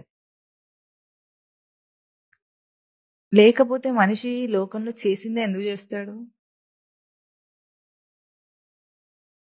ఇన్ని పనులు చేసినవే చేస్తున్నాడా లేదా? అన్ని జన్మల్లో చేసింది కాక ఈ జన్మలో కూడా అదే చేస్తున్నాడు, రోజు అదే చేస్తున్నాడు. ఎట్లా చేస్తున్నాడు? ప్రేరణ ఏమిటి? దాన్ని పట్టుకునే ప్రయత్నం చేస్తున్నాడు. ఇప్పుడు ఈ మననాభ్యాసం అంటే ఎరుక దాకా తీసుకెళ్ళాలి. వేరేవన్నీ నువ్వు ఎందుకు అంతగా దాని మీద కృషి చేయవలసి వస్తుందంటే నీ ఎరుక దాకా అవి రావటం లేదు, నువ్వు నిలుపుకోలేకపోతున్నావు. కాబట్టి మళ్ళీ మళ్ళీ మళ్ళీ మళ్ళీ పైపైన పని మళ్ళీ మళ్ళీ చేయాల్సి వస్తుంది. కానీ ఇది ఎట్లా ఉంటుంది? ఒక్కసారి ఆ ఆనందాన్ని సమృద్ధిగా అనుభవిస్తే, నేను అన్న స్థానంలో అనుభూతి వస్తే ఆ ఆనందము తనకు సస్టైన్ అవ్వటం, అయిన దాన్ని మళ్ళీ ఎరుక దాకా దాన్ని అట్లానే నిలుపుకుంటూ ఉండే ప్రయత్నం చేయటం. ఇది మననాభ్యాసం. తనలో తనకే అది అట్లాగే ఉంటే బయట దాని మీద దృష్టి ఆటోమేటిక్ గా పోతుంది. ఏం చేయాలండి? బయటకు వెళ్ళిపోతుంటే అంటే ఇది చేస్తే అది పోతుంది. లోకంలో ఏం చేస్తారు? డైవర్ట్ చేయంటారు. మనస్సుని డైవర్ట్ చేయాలట. డైవర్ట్ చేస్తే పోతుంది. ఆ డైవర్ట్ ఎటు చేయాలి? ఇటు పోతున్నదాన్ని ఇటు చేయాలా? అటు ఎదురుగా అట్లా తిన్నగా వెళ్తున్నదాన్ని ఇట్లా వెనక్కి వెళ్ళమని చెప్పాలా? లేదా ఇటువైపు పెడుతున్నదాన్ని తూర్పు వైపు పెడుతున్నదాన్ని పడమట వైపు వెళ్ళమని చెప్పాలా? ఏం చేయాలి? డైవర్ట్ చేయమంటే దిక్కులు చూడకపోతే లోపలికి వెళ్తాడు. అప్పుడు 8 దిక్కులు చూడకుండా ఉంటే లోపలిదేమో అర్థమవుతుంది. అంతర్ముఖత అని ఏదో పదం వాడి లోపలికి వెళ్తాడు. అప్పుడు అది మననాభ్యాసం. తనకి ఆ ఎరుక అనుభవిస్తే అర్థమవుతుంది. దానికి చెప్పే పదం లేదు, అనుభవైక వేద్యమే అది. ఎరుక అని పదం మాత్రం చెప్పగలం. ఎరుకలో దాన్ని ఆస్వాదించిన ఆస్వాదన తనకే తెలియాలి. ఆ శ్రవణానందం అనుభవించినప్పుడు వచ్చిన ఆస్వాదనని సస్టైన్ చేస్తుంటే ఎట్లా విషయాల మీద రుచిపోయి తన జీవితం మలుపు తిరిగిందో తనకు అది అనుభవైక వేద్యం. ఎవరికి వాళ్ళు అనుభవించవలసింది. అది మననాభ్యాసం. తనకి దీని నుండి తప్పించుకోవద్దు. దీనికి ఏ వేగం బయట ఆపావో ఆ రజోగుణం కట్టడైతే లోపల మననం చేయనివ్వని ఒక తమోగుణ లక్షణం ఉంటుంది మనిషికి. అంటే అనాలోచితంగా ఉండటం. ఇంత అనుభూతి వచ్చినా దాన్ని ఏదో ఇట్లా సెన్స్ చేయకుండా, దాన్ని గ్రహించకుండా తటస్థంగా ఉన్నాను అనుకోవటం, ఇదంతా తమోగుణ లక్షణం. తనకి అనుభూతి వస్తుంటే దాన్ని గ్రహింపుకు తీసుకోకపోతే ఏమర్థం? ఆస్వాదన లేకపోతే. బయటి వాటిని ఆస్వాదించి అనుభూతి తీసుకుంటే అది లౌల్యం అవుతుంది ఇంద్రియాలకి. కానీ లోపల దాన్ని నిలుపుకొని ఆనందిస్తుంటే మననం అవుతుంది తనకి. బయటి వాటిలాగానే లోపల దాన్ని కూడా చేయాలని అక్కడ కాదు అర్థం. మననాభ్యాసం అంటే అది తనకు తన ఎరుక దాకా దాన్ని సస్టైన్ చేయటం, ఎరుకలో సస్టైన్ చేయటం. నిధిధ్యాసన సౌభాగ్యం కలగాలట. నిధిధ్యాసన అంటే దిధ్యాస, నిధిధ్యాస. ధ్యాస, దిధ్యాస, నిధిధ్యాస. అతిశయమైన ధ్యాస. ఈ ధ్యాస శబ్దానికి కూడా ధ్యేయ చింతాయాం ధాతువే వస్తుంది అనుకుంటా. ఎందుకంటే చింతన చేయుట, మననంలో ఒక ఎరుక దాకా సస్టైన్ చేసిన దాన్ని, ధారణ చేసిన దాన్ని చింతన చేయాలి. లేకపోతే ఏమవుతుందంటే జారిపోతుంది. ఎందుకు జారిపోతుంది అంటే నీ పూర్వపు అభ్యాసం అట్లా ఉంది గనుక ఆ పూర్వపు అభ్యాసం అలవాట్లో పడి ఇంత అనుభూతిని కూడా మళ్ళీ జార్చేస్తాడు. అందుకే దాన్ని నిధిధ్యాసన చేయటం అంటే రూఢి చేసుకోవటం అని ప్రసిద్ధంగా చెప్తారు. ఇదే అని ఇప్పుడు ఎట్లాగైతే మనము ఇంద్రియములకు వచ్చే అన్ని స్పర్శలను, బయటి నుండి వచ్చే ఇంద్రియముల గ్రహింపులను వాటిని ఎంత రూఢి చేసుకున్నామంటే ఎప్పుడో 10 సంవత్సరాల క్రితం తిన్న ఒక పదార్థాన్ని ఇప్పుడు గుర్తు చేసుకోగలుగుతాడా లేదా? ఆ రుచి ఆ రోజు ఆస్వాదించింది మొత్తం అంతా అదంతా ఇప్పుడు గుర్తు చేసుకోగలడు. అవి ఇప్పుడు ఆ నోటికి ఆ రుచి అందటం లేదు, అయినా ఒక దాన్ని ఆనందించిన ఆస్వాదన అనేది ఏది ఉందో దాన్ని గుర్తు చేసుకోగలుగుతున్నాడు. ఇటువంటి అభ్యాసం చేసి ఉన్నాడు గనుక తనకేమైంది, అది నిలిచిపోయి తనకున్న ఈ స్వరూపానందపు నిధిధ్యాసన మననము ఇవన్నీ నిలవటం లేదు. వీటిని శుద్ధి చేస్తే గానీ అది ఉండదు. అందుకనే ఏం చేయాలి, ప్రయత్నపూర్వకంగా చేయాలి. నిజానికి మనం మొట్టమొదటి మననం చేసినట్టు ఇది ప్రయత్నపూర్వకం కాదు, అది ప్రయత్నపూర్వకంగా చేస్తున్నాడు సంసారాన్ని. అది చేశాడు గనక తీసేయాలి, లేకపోతే ఇదంతా ఏం లేదు, సాధన చేసి సాధించాల్సింది లేదు. కానీ అది చేశాడని అనుకుంటున్నాడు గనక ఇది చేయాలి. ఎట్లా ఉండాలి, ఆ ధారణ నుండి తప్పించలేం మనం దాన్ని. ఎట్లా ప్రహ్లాదుడికి చెప్పారో, పానీయంబులు త్రావుచున్ కుడుచుచున్ ఆసలీలా నిద్రాదులు చేయుచున్ లక్షింపుచున్ సంతత శ్రీనారాయణ పాద పద్మ యుగలీ చింతామృతాస్వాద సంధానుండై మరచెన్ అది నిధిధ్యాసనం. ఏతద్విశ్వమున్ మరచెన్. అట్లా నీ గ్రహింపుల బయట నుండి వస్తున్న వాటి మీద నీకు దృష్టి ఉండదు. ఎందుకు, అవన్నీ నా తేజస్సులో ఇమిడిపోతున్నాయి. అర్థమవుతుంది. అర్థమైన తర్వాత వాటి మీద ఆసక్తే ఉంది. ఉన్నా లేకపోయినా వాటి ప్రస్తావన లేదు, వాటికి ప్రశస్తి లేదు, వాటి ప్రస్తావన లేదు అక్కడ. చూస్తున్నాడు కదా అంటే చూస్తున్నాడు, చేస్తున్నాడు, నీకేం తెలుసు లోపల ఏం చేస్తున్నాడు. ఇప్పుడు ఇక్కడ 10 మంది ఉన్నారనుకోండి, అందరూ వింటున్న వాళ్ళలాగానే ఉంటున్నారు. వాడు వింటున్నాడు, ఆలోచించి ఇంకేం ఆలోచించి చేస్తున్నాడు, వాడికి ఏం తెలుసు, మనకి తెలియదు. అట్లాగే ఒక జ్ఞాని, తనలో తాను ఆనందిస్తున్న జ్ఞాని ఏం చేస్తున్నాడో నీకు ఎట్లా తెలియగలుగుతుంది? తెలియదు. అది ఎవరిది వాళ్ళకే అనుభవ ప్రమాణం. అందుకే ఆత్మానందం అనుభవిక వేద్యమే గాని చెప్పడానికి పదాలు చెప్పగలం, అంతకంటే దాన్ని చూపించలేం. ఇది నిధిధ్యాసన సౌభాగ్యం తనకి. అంటే శుభమైన సేవ చేయి. దాన్ని కూర్చున్నాను అనకు. ఒక్కసారైనా కనీసం కూర్చున్న సమయంలోనే ఎన్నిసార్లు మనం విన్న ఒక ఉపమానాన్ని గుర్తు చేసుకో. ఎవరు కూర్చోబెట్టారు దాన్ని దేహం పడిపోకుండా? ఎవరు? తూగొస్తే పడిపోతున్న దేహము తూగురాని సమయంలో కూర్చుంటుంది అంటే అప్పుడు ఎవరున్నారు అక్కడ? ఏది దాన్ని పట్టి పెట్టింది? దాన్ని ఆనందించు. కూర్చునే పోస్చర్ అప్పుడు నీ భ్రాంతిలో నుండి తొలగిపోతుంది. ఇప్పుడు మాట్లాడుతుంటే లోపల ఏది చైతన్యవంతం చేస్తున్నామో అది తెలుస్తుంది, కానీ బయట పదములు గాని వాక్యములు గాని అర్థం కావు. మనిషి మాట్లాడేటప్పుడు అదే చేస్తాడు, లోపల భావాన్ని తీసుకుంటుంటాడు. దానికి ఏదో వ్యక్త రూపం ఇవ్వాలి కనుక భాషలో ప్రయోగం చేస్తాడు దాన్ని. కానీ ఇప్పుడు ఇక్కడ జరుగుతుంది ఏమిటి, భావరూపాన్ని వ్యక్తం చేస్తున్నారు కానీ భాషా రూపాన్ని కాదు. ప్రతి ప్రవర్తనలో అదే కదా చేసేది. ఎక్స్ప్రెషన్ అంటాం మనం లోకంలో.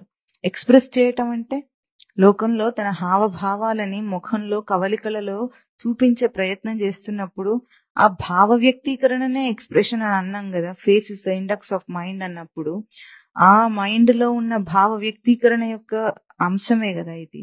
అంటే దాన్ని ఆనందిస్తున్నాడా, దాన్ని చూపిస్తున్నాడా, ఈ మొహం యొక్క కవళికలు చూపిస్తున్నాడా?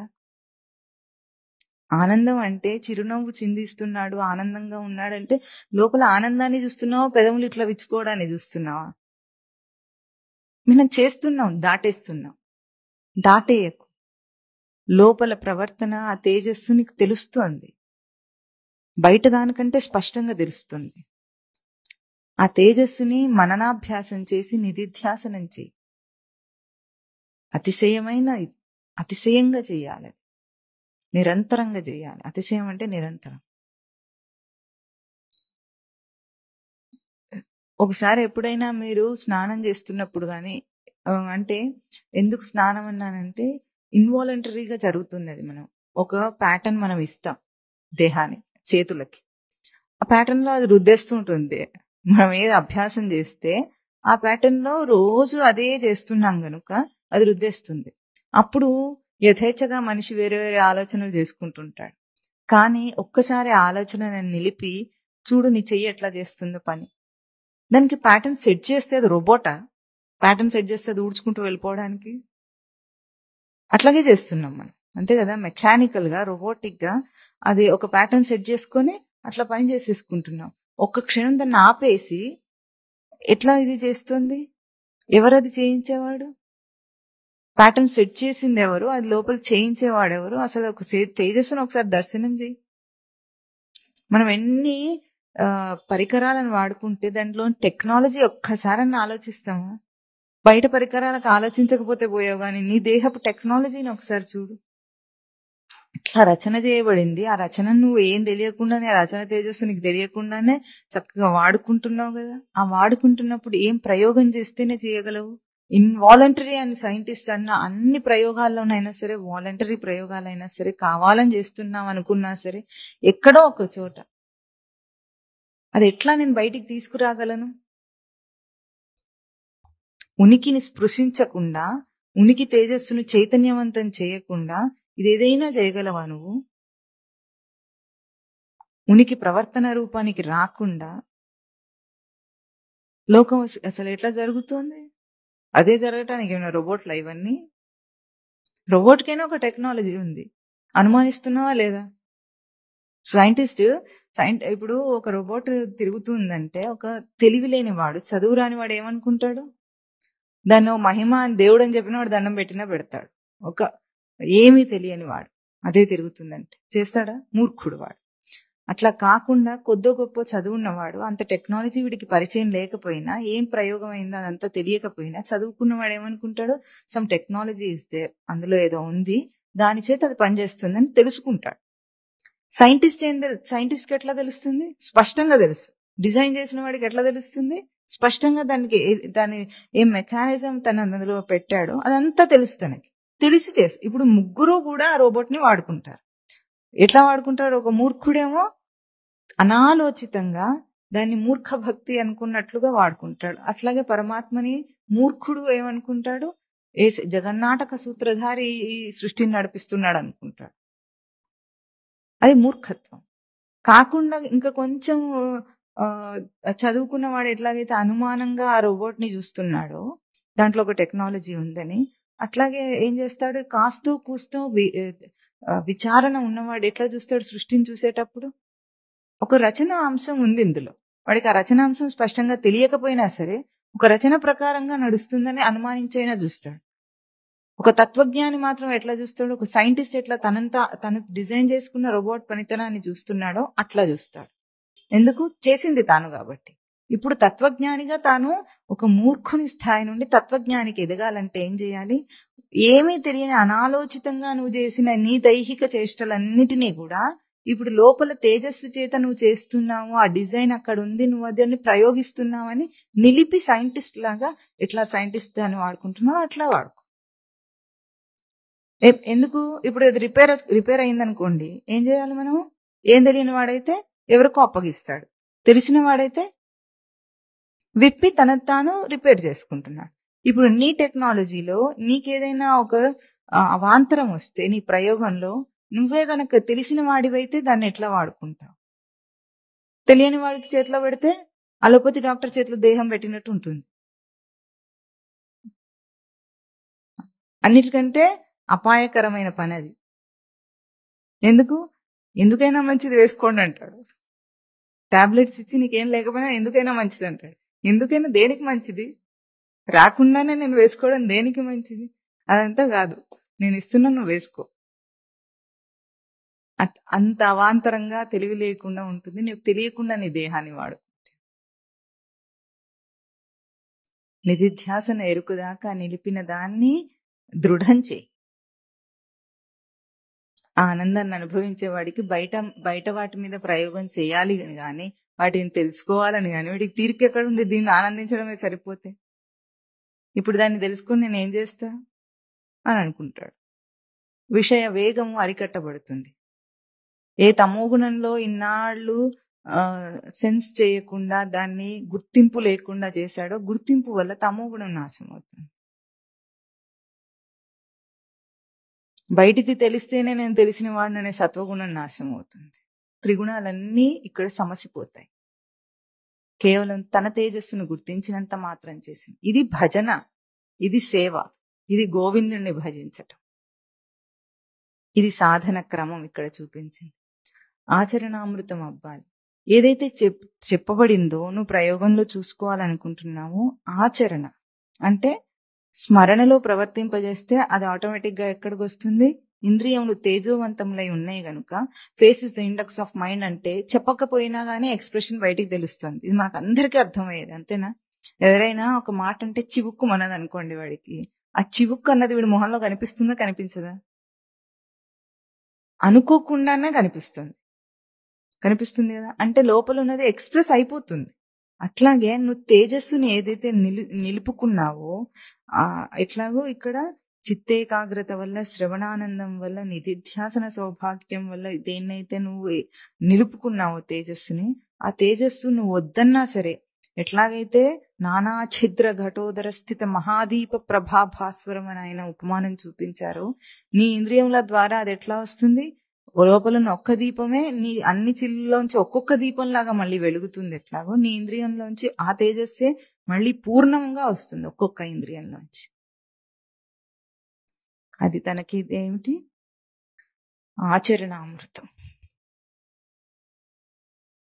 నువ్వు ఆచరిస్తే బయటికి రాకుండా ఉండదు. అది దీపం వెలిగితే దీపం వెలుగుని దాచుకోగలదా? నేను బయటికి ఇవ్వని అంటుంది అది. గుడ్డి దీపం అయితే గుడ్డిగా వెలుగైనా ఇస్తుంది. ఎంత తేజస్సు దానికి ఉంటే అంత తేజస్సుని ప్రకాశింపజేయకుండా దీపం ఎట్లా ఉండదో, నీ స్మృతిలో అది చేరిస్తే నీకు బయటికి రాకుండా ఉండలేదు. చేయలేకపోతున్నానంటే అర్థం ఏమిటంటే దీపం వెలగలేదని అర్థం, అంతే. మనసులో ఎంతో అనుకుంటానండి నేను అన్నీ చేయాలని, కానీ అసలు చేయలేకపోతున్నాను.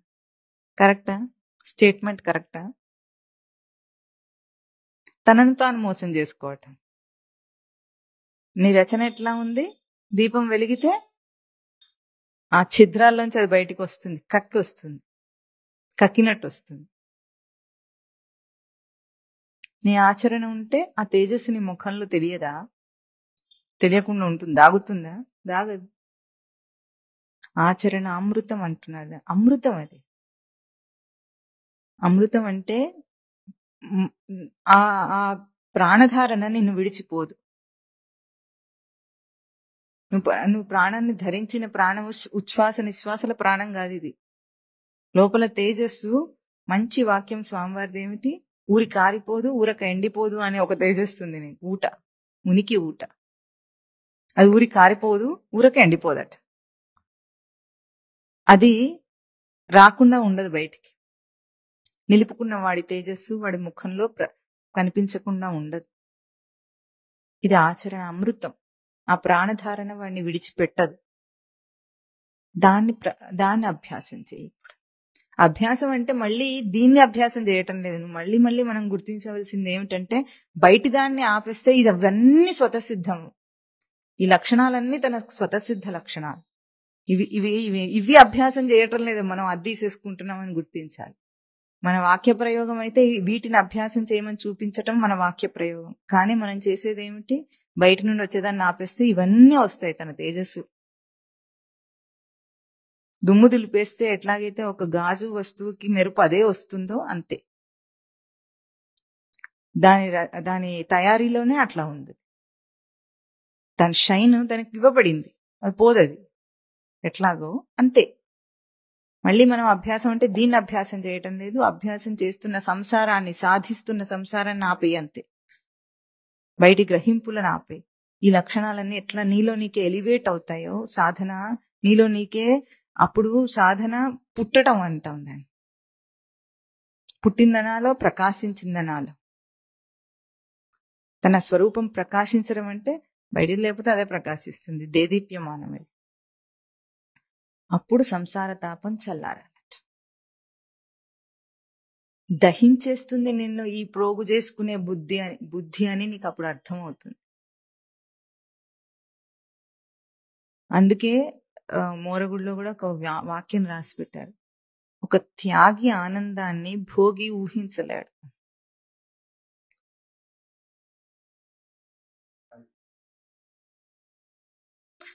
త్యాగి త్యాగాన్ని భోగించినంతగా భోగి భోగాన్ని భోగించలేడు. అంతే, కరెక్ట్. అంటే విడిచిపెడితే నీకు అసలు మనం విడిచి చూసామా ఎప్పుడైనా? చెబుతుంటేనే భయపడిపోతారు. ఇక్కడికి వస్తే సన్యాసం ఇస్తారు, ఏమైపోతాడు, నా కొడుకు ఏమైపోతాడు, నా భార్య ఏమైపోతుంది, నా భర్త ఏమైపోతాడు, వీడేమైపోతాడు, ఏం కాడు, నీకు అట్లాగే ఉంటాడు, ఇంకా బాగుంటాడు. అది తెలియదు మనిషి.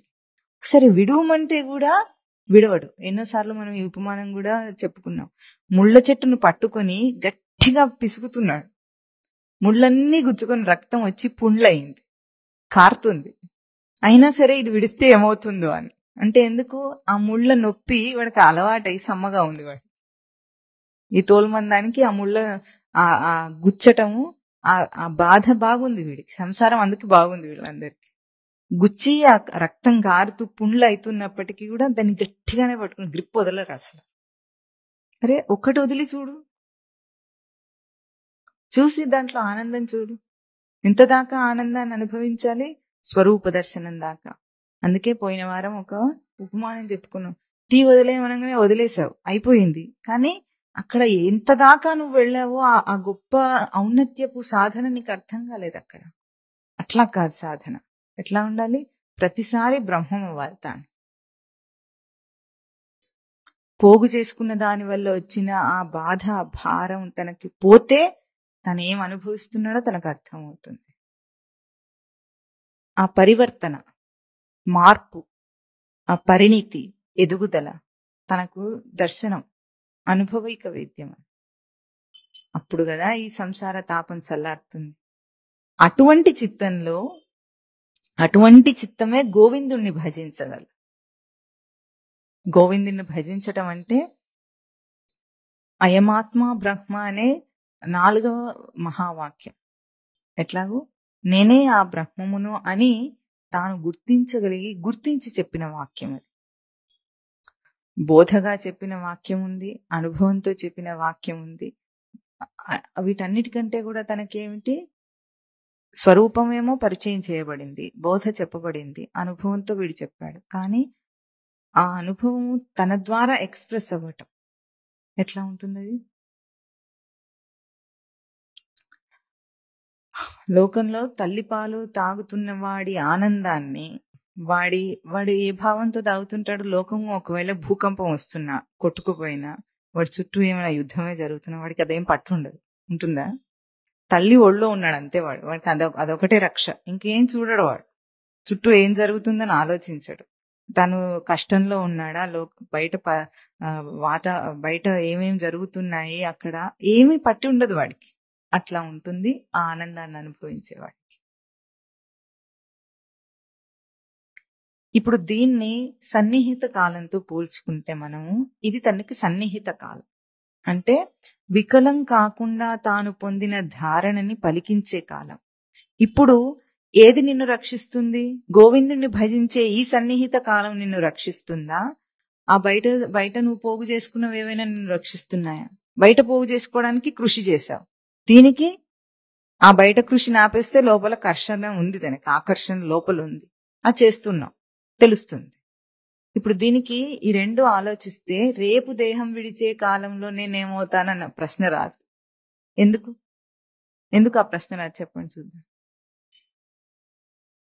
ఇప్పుడే వాడు దేహ విలక్షణంగా ఉన్నాడు కనుక. అందుకే జీవన్ముక్త జీవితంతోనే విదేహముక్తి.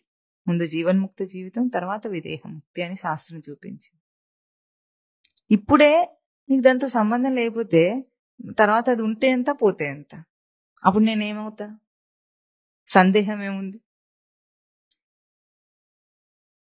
ఇక్కడ ఉన్న తెలివితేటల మీద ఆధారపడి నీ తేజస్సు అయితే ఆ తెలివితేట పోతున్నాయి కనుక అప్పుడు నీ తేజస్సు అంతా పోయింది. కానీ నీ తేజస్సు వేటికి సంబంధం లేనిదైతే, గోవిందుణ్ణి భజిస్తున్న సేవ అయితే, అప్పుడు ఇంకా నీకు దేంతోనూ ఏమి ప్రమేయం ఏమిటి? ఏం కోరుతారు? బయట ఏం కావాలి ఇప్పుడు నేను వెళ్ళాలని?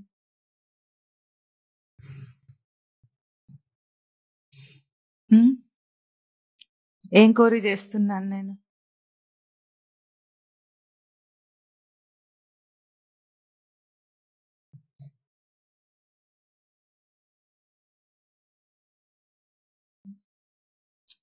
ఏ నాలుగింటిలో ఇరుక్కున్నావో వాటిని గుర్తించు. అహంత, మమత, కర్తృత్వం, భోక్తృత్వం ఆపాదన చేసుకుని నేనే అన్నిటికీ సమర్థుడని అనుకొని దూకుతున్న నీ వేగాన్ని ఆపే. అప్పుడు ఈ వేగమే, రజోగుణమే నీ మీద నీకు ప్రీతి అవుతుంది. రంజి రాగే ధాతు. ఏ తెలిసినా నువ్వు గొప్పవాడివి కాదు, ఏ తెలియకపోయినా అల్పుడివి కాదు. జస్ట్ మ్యాన్ మేడ్ థింగ్స్ తెలుసుకునే ఎట్లా అంటే సృష్టి రహస్యాన్ని ఛేదిస్తుంటే తెలుస్తుంది. నీ ముందు, నీ కళ్ళ ముందు ఒక బీజం.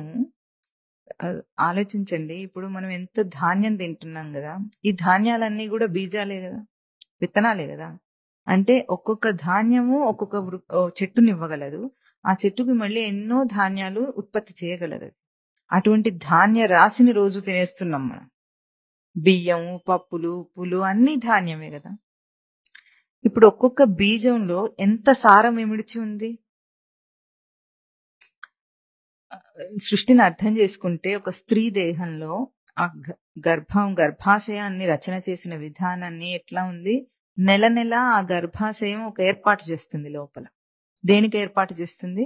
ఒక బీజం వస్తే ఆ బీజము అక్కడ మళ్ళీ ఒక దేహాన్ని తీసుకోవడానికి ఎటువంటి ఏర్పాటు కావాలో, అంటే ఒక సంపర్కం, స్త్రీ పురుష సంపర్కం జరిగితే ఆ బీజం తీసుకొని ఎటువంటి ఒక స్థూల దేహాన్ని నిర్మించుకోగలడో, అది నెల నెల ఆ ప్రక్రియ ఉంది. అది జరగకపోతే ఏం చేస్తుంది? దాన్ని రప్చర్ చేసేస్తుంది. ఆ ఫామ్ అయిన లేయర్ ని రప్చర్ చేసేసి బహిష్టులాగా తీసేస్తుంది దాన్ని. అంటే స్త్రీ దేహంలో ఏది జరుగుతుందో ప్రకృతి అంతా అటువంటి ఏర్పాటు ఉంది అంటే దాని అర్థం ఏమిటంటే, ఎటువంటి ఏర్పాటు చేసింది సృష్టి అంటే, ప్రతిసారి ఒక స్థూల రూపానికి ఆ తేజస్సుని తీసుకొచ్చి స్థూల రూపంలో దాన్ని వ్యక్తం చేయటానికి, ఒక చెట్టు అయినా సరే, ఒక దేహం అయినా సరే, ఏ యోనిలో అయినా సరే ఈ ఏర్పాటు ఉంది. దాన్ని అక్కడ నువ్వు ఒక స్థూల రూపానికి వ్యక్తం చేసి దాన్ని ప్రవర్తనకు తీసుకురాగల ఒక రూపాన్ని ఇవ్వటానికి అంత తేజస్సు ఆ సైకిల్ ప్రతిసారి ఉంది. మనం తినే అన్ని ధాన్యాల్లో ఒక్కొక్కటి నాటితే మళ్ళీ అంత వృక్షాన్ని ఇవ్వగలం. అంటే దాని అర్థం ఏమిటంటే ఇది స్థూల రూపం దీనికి. దానికి సూక్ష్మ అర్థం ఏమిటంటే ప్రతి చిన్న ప్రవర్తనకి ఇంత తేజస్సు ఉంది. ఒక బాహ్యంలో సృష్టిలో దృశ్య రూప జగత్తు ఇంత పెద్దది అని నువ్వు మాట్లాడే సృష్టిలో ఏ మెకానిజం నడుస్తుందో నీలో దాన్ని దర్శనం చేయి. ప్రతి చిన్న ప్రవర్తన ఒక బీజం నుండి వృక్షం వచ్చేటట్లుగా ఎట్లా దాని తేజస్సుందో, ప్రతి చిన్న ప్రవర్తనకి నీ లోపలి దాకా వెళ్ళి నీ స్వతసిద్ధ లక్షణాన్ని తాకి అక్కడి నుండే ప్రవర్తన జరుగుతుందని ముందు గుర్తించు. వెళ్ళి తాకటం అని మనం మాట్లాడటమే కానీ అది వెళ్లకుండా అది వ్యక్తమే కాదు. దీనికి కూడా మంచి ఉపమానం ఏమిటంటే, భౌతికంగా ఒక దృశ్యం కనబడుతుందంటే దాని మీద వెలుగు పడాలి ముందు. బయట యొక్క వెలుగు పడాలి. ఆ దృశ్యం అక్కడ ఉండి ఇప్పుడు తన చూపు కిరణాలు పడితే అది కనిపిస్తోంది మనకి. ఇది భౌతికమైన ఒక ప్రక్రియ. ఈ భౌతిక ప్రక్రియ ఎట్లాగో లోపల గ్రహింపు అన్నదానికి కూడా ఇప్పుడు బయట నుండి అది వచ్చింది, మనసుకు ఒక గ్రహింపు ఉంది. ఆ గ్రహింపు తేజస్సులోనే కనిపిస్తుంది. నీకు చూపు లేకపోతే బయట సూర్యకిరణాలు ఉన్నాయి, ఆబ్జెక్ట్ ఉంది, నీకు కనిపించదు. ఎట్లాగో నీ గ్రహింపులోకి వస్తే నీ తేజస్సు లేకపోతే నీ గ్రహింపులోకి నిలవదు, అది ఉండదు, రాదు. కన్నెట్లా క్యాప్చర్ చేయలేకపోతుందో అంతే ఈ భౌతికం అంతా ఉపమానాత్మక సృష్టి. అదంతా నీలో ఉంది. ఆ భౌతికంగా దర్శనించి గుడ్డి బతుకు. నీకున్న నీ పరికరాలను ఒక్కసారి చూసుకునే తెలివి లేదు మనిషికి. ఏం చెప్పాలి? నేను అది సాధించాను, ఇది సాధించానంటే ఎందుకు అవుతుంది ఏమని అంటే ఏమో వి డోంట్ నో క్లియర్లీ అంట. సైన్స్ లో ఈ వాక్యం లేకుండా ఒక్కటి కూడా వాళ్ళు స్పష్టంగా చెప్పినది ఇంతవరకు లేదు. ఏ రోగం గురించి కానీ ఏ ప్రక్రియ గురించి కానీ ఇంతవరకు లేదు. ఏ సైన్స్ పుస్తకం తీసినా ఈ వాక్యం తప్పనిసరిగా ఉంటుంది. లేకపోతే సంహౌ ఇట్ హ్యాపెన్స్ అంటారు. సంహౌ అంటే సంహౌ తెలుసుకోవడానికే నీ జీవితం కృషి చేయి. బయట దాని మీద ఎందుకు కృషి చేస్తావు? కోటాను కోట్ల రూపాయలన్నీ ఖర్చు చేసి నేను ఏదో సాధిస్తున్నాను అని అనుకుని విధ్వంసం చేసి ఇది నువ్వు సాధిస్తున్నది. పీప్ ఇన్ సైడ్, లోపలికి ఒక్కసారి తొంగి చూడు, ఏం జరుగుతోంది నీకు అర్థమవుతుంది. ఇది గోవిందుణ్ణి భజించటం. ఇప్పుడు ఈ 6 ప్రవచనాలు 7 ప్రవచనాలు ఎన్నో అయినాయి, 6 ప్రవచనాల్లో గోవిందుణ్ణి భజించటం అంటే తన అంశమును నిలుపటం అన్న ఒక రఫ్ క్యాలిక్యులేషన్ అందం. ఎందుకంటే ఆచరించి చూడలేదు కనుక చెప్పడం అయితే అయిపోయింది. ఎవరెంత ఆచరించారో ఎంత దాకా వెళ్ళారో వాళ్ళకి తెలుసు. ఇప్పుడు దీన్ని ప్రయోగ స్థానంలో చెప్పటమే ఆయన చూపించే చరణాలన్నీ వస్తాయి. ముందు ప్రతిష్ఠ అయ్యింది. సన్నిహిత కాలంలో తనను ఏది రక్షిస్తుందో అది చూపించారు. మూఢమతే అని చెప్పటంలో బయటిదాన్ని పోగు చేసుకుంటున్న వెర్రివాడా అని అంటున్నారు. విడిచిపెట్టేదాన్ని పోగు చేసుకుంటున్నవాడా అని నీకు బిరుదునిచ్చారు. ఇప్పుడు ఈ రెండింటినీ ఆయన సమన్వయం చేసి భజ గోవిందం అన్నారు. సన్నిహిత కాలం అంటేనే గోవిందుని భజించటం. అట్లాగే మూఢమతి అన్న దాంట్లోనే దానికి వ్యతిరేకంగా ఏది కూర్చుకుంటున్నావో దాన్ని వదిలేస్తే తీసుకువెళ్లేదాన్ని నీకుంది. కనుక ఈ సూత్రాన్ని మనం ఆలంబనగా తీసుకొని రాబోయే ప్రవర్తన, ఇప్పుడు ఈ గోవిందుని భజిస్తే ఎటువంటి వాటిల్లో ఆయన దుయ్యబడతారో మన సంసారాన్ని, ఆ దుయ్యబట్టేదంతా మననం చేయాలి. ఎందుకంటే ఇంత చేయకుండా ఒకవేళ గోవిందుని భజించంటే గోవింద హరి గోవింద అనుకుంటూ పాట పాడుకుంటారు.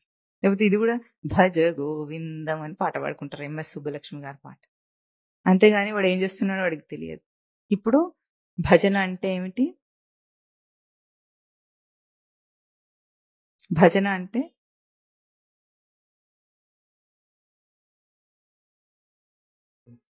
సేవించుట, అంటే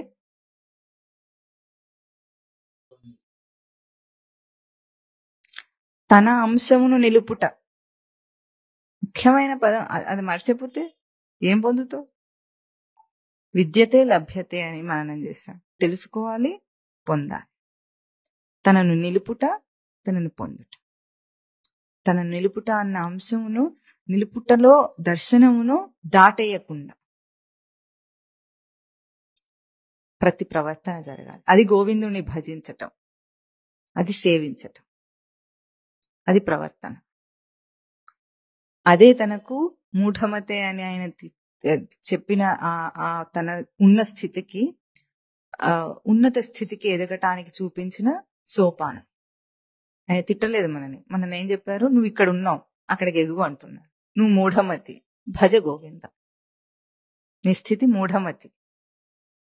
ఇప్పుడు నువ్వేం చేయాలి? భజ గోవింద. అంటే నిన్ను విసిరేసుకునే ప్రవర్తనలో ఉన్నవాడివి, విడిచిపెట్టే వాటిని పోగు చేసుకుంటున్న వాడివి. వీటిని విడిచిపెట్టి ఏం చేయాలి? నీ అంశమును నిలపాలి.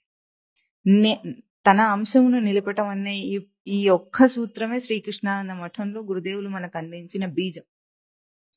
ఇదే చేయమంటున్నారు. ఇదే సాధన కర్మ, ఇదే తపస్సు, ఇదే ధ్యానం, ఇదే భక్తి, ఇదే పూజ, ఇదే జపం, ఇదే మంత్రం, ఇదే తపము, ఇదే వ్రతం.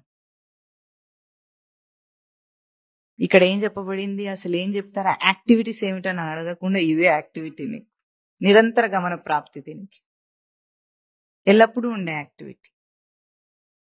దీనికి తర్వాత నువ్వు ఏమైనా చేయాలనుకుంటే ఇక్కడ నిలుపుతా అక్కడ నిలుపుతా అని కొన్ని ఏర్పాటు చేసుకోవాలనుకుంటే తర్వాత కాస్త భక్తి పూజ ఏదో ఒకటి నీకు 1 గంట సేపు పూజ ఇచ్చి అప్పుడు నిలుపుకో అంటారు. ఎందుకంటే నిరంతరం చేసే శక్తి లేకపోతే.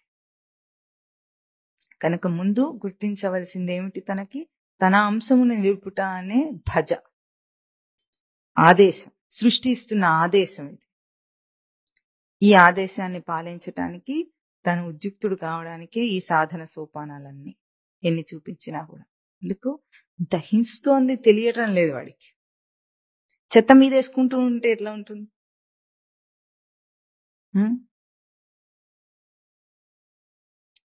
పసిపిల్లవాడు దొడ్డి కూర్చొని అందులోనే ఆడుకున్నట్లు.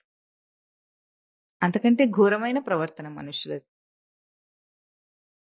వాడు తెలియక చేస్తున్నాడు, వీడు తెలిసి చేస్తున్నాడో తెలియక చేస్తున్నాడో కూడా తెలియదు వాడికి. విచారణ లేదు అసలు. చెత్త మీద వేసుకొని దాంట్లో కూరుకుపోయి అంత చెత్త పోగైందంటే ఎంత కృషి చేస్తున్నామో అర్థం కావటం లేదు అసలు. సంసారానికి ఎంత కష్టపడాలి. అదేదో సాధన కష్టం అంటాడు, సంసారమేమో సులభం అంటాడు. ఎవరైనా సాధన చేస్తున్నాడు అంటే అంత భయపడిపోతాడు. సహజ స్థితిని ఉండటమేమో కష్టము, అసహజంగా దాన్ని అన్ని పోగు చేసుకున్న వాటిని ఇమిటేట్ చేయటమేమో సులభం వాడికి. మనిషి ఎటువంటి వస్త్రధారణ చేసినా సరే ఊరికే ఉపమానంగా తీసుకున్నప్పుడు, దేహం మీద వస్త్రం లేనప్పుడు ఏ కంఫర్ట్ తనకు ఉంటుందో ఏ వస్త్రధారణలోనూ అది ఉండదు. అంతేనా? అంటే తన పుట్టేటప్పుడు ఎట్లా ఉంటాడో ఆ సహజ స్థితి తనకు అర్థమవుతుంది. సహజ స్థితిని ఊహించుకోవడానికి ఉపమానం. ఏదైనా సరే మళ్ళీ దాన్ని ధారణ చేయాలి, దాన్ని నిలుపుకోవాలంటే ఫిట్టింగ్ కావాలి దానికి. అవునా? ఏదైనా సరే దోతైనా అక్కడికి ఇది సాత్వికం అవ్వచ్చు, కానీ ఉపమానం అర్థం చేసుకోవడానికి సహజ స్థితికి దేహం మీద ఒంటి మీద బట్టలు లేకపోతే ఎంత కంఫర్టబుల్ గా ఉంటాడు వాడు, తనకై తాను హాయిగా. దేన్ని మోసే పని లేదు, దాన్ని నిలుపుకునవలసిన అవసరం లేదు, బాధ్యత లేదు, ఏది లేదు. ఎట్లాగో అన్ని వదిలేసిన వాడికి అట్లా ఉంటుంది. అల్పమైన పేరు దగ్గర నుంచి ట్యాగ్ వేసుకొని అన్నిటినీ మోస్తున్నాడు. బాబా ఇంకా అది లేకపోతే నాకు నా ఐడెంటిటీ లేదంటాడు. నేను చదివిన డిగ్రీ లేకపోతే నాకు రాయకపోతే ఎట్లా అంటాడు. పెళ్లి పత్రికలో రాయాలి, అన్నిట్లో రాయాలి ఆ డిగ్రీ. ఆ భారాన్ని అసలు పోగు చేసుకోవడమే వృధా, తెలివిలేనితనం. అది ఇంకా మోయటం, ట్యాగ్ వేసుకొని మరి దానికోసం పోట్లాడటం. వీడికేమో బ్రహ్మశ్రీ అని బిరుదు కావాలి, ఇప్పుడు పండితం మన్యుడు పం కావాలి. వీడు ఇంత భారం వీడికి ఎందుకు? ఇవన్నీ మోసుకుంటూ మోసుకుంటూ మోసుకుంటూ భుజాల మీద భారం ఉంటే స్వరూపం భజ అంటే ఇంత చెప్పినా దీనమైన మొహం వేసుకొని చూస్తాడు. భజ గోవిందం చాలా బాగుంది. ఏం బాగుంది? ప్రవచనం బాగుంది. శ్రవణానందం అనుభవిస్తున్నావా, ప్రవచనానందం అనుభవిస్తున్నావా?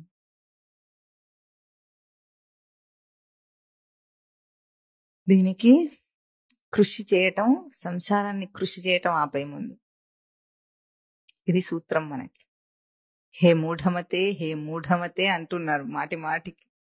ఇది మనం వదిలిపెట్టాము. ఎందుకు? ఆయన చూపించిన 26 ఎన్నో చరణాలన్నీ ఉన్నాయి. అవన్నీ అయ్యేదాకా మూఢమతే మూఢమతే అంతే. ఎప్పుడు భజ అన్న ఆ స్థానాన్ని పట్టుకుంటాడో అప్పుడు మూఢమతే అనే బిరుదును వదిలించుకుంటాడు. ఉన్న స్థితి నుండి ఉన్నత స్థితికి ఎదుగుతాడు. ఇది శంకరులు అందించిన గొప్ప సూత్రం. శంకరులు ఎన్నో అద్వైత గ్రంథాలను మనకి ఇచ్చారు. మన మఠంలో వాటిని ఒక క్రమంలో మననం చేస్తూ వచ్చాం. ప్రతి గ్రంథాన్ని మననం చేస్తున్నప్పుడు, ఇప్పుడు సాంబ సదాశివాది మననం చేసినప్పుడు కూడా ఎట్లాగో దాంట్లో ఒక సూత్రాన్ని మనం ముందుగా ప్రతిష్ఠ చేసుకుని ఆ సూత్రం ఆధారంగానే మొత్తం గ్రంథం అంతా మననం చేస్తాం. ఇది ఎందుకు అట్లా సూత్రాన్ని ఆధారం చేసుకోవాలంటే, జీవుడు పుట్టిన దగ్గర నుండి తన జీవితాన్ని నిర్వచనం చేసుకున్న తీరు తప్పు. ఎందుకంటే అది తనకి అట్లా అందరి చేత రుద్దబడిన నిర్వచనం. జీవుడు అనేవాడి జీవితము అది కాదు. సాధకుడు ఈ జీవితం నుండి తప్పుకోవాలంటే ఏ నిర్వచనము లోకం తనకు ఆ తప్పుగా తన జీవితాన్ని నిర్వచించి అంటగట్టిందో దాన్ని తీసేసి ముందు ఒక తన స్వరూప లక్షణాన్ని ప్రతిష్ఠ చేసుకోవాలి. అదే సూత్రాన్ని ఒక గ్రంథం మననం చేసేటప్పుడు గాని, ఒక శ్లోకం మననం చేసేటప్పుడు గాని, ఒక పదమును మననం చేసేటప్పుడు గాని అవలంబించాలి సాధకుడు. ఎందుకంటే బయట ఒక అందరూ చెప్పిన అర్థము బయటగా రుద్దపడినది, కానీ తన అవగాహన చేసుకునే ఆ అంశం ఎక్కడ నిలుపుతాడో అదెట్లాగో జీవితానికి వర్తిస్తుంది, శ్లోకానికి వర్తిస్తుంది, మననం చేసేటప్పుడు పదానికి వర్తిస్తుందో తన సాధనకు కూడా అది వర్తిస్తుంది. ఇది తెలియకుండా తన లక్ష్యం ఏమిటో గమ్యం ఏమిటో తన నిర్ధారణ చేసుకోకుండా తన సూత్రం తన అవలంబించాల్సింది ఏమిటో చేయకుండా గుడ్డి సాధన చేస్తే ఏనాటికి కూడా తన స్వరూపానందాన్ని తను అనుభవించలేడు. అందుకే గుడ్డి సాధన ఎప్పుడు చేయకూడదు.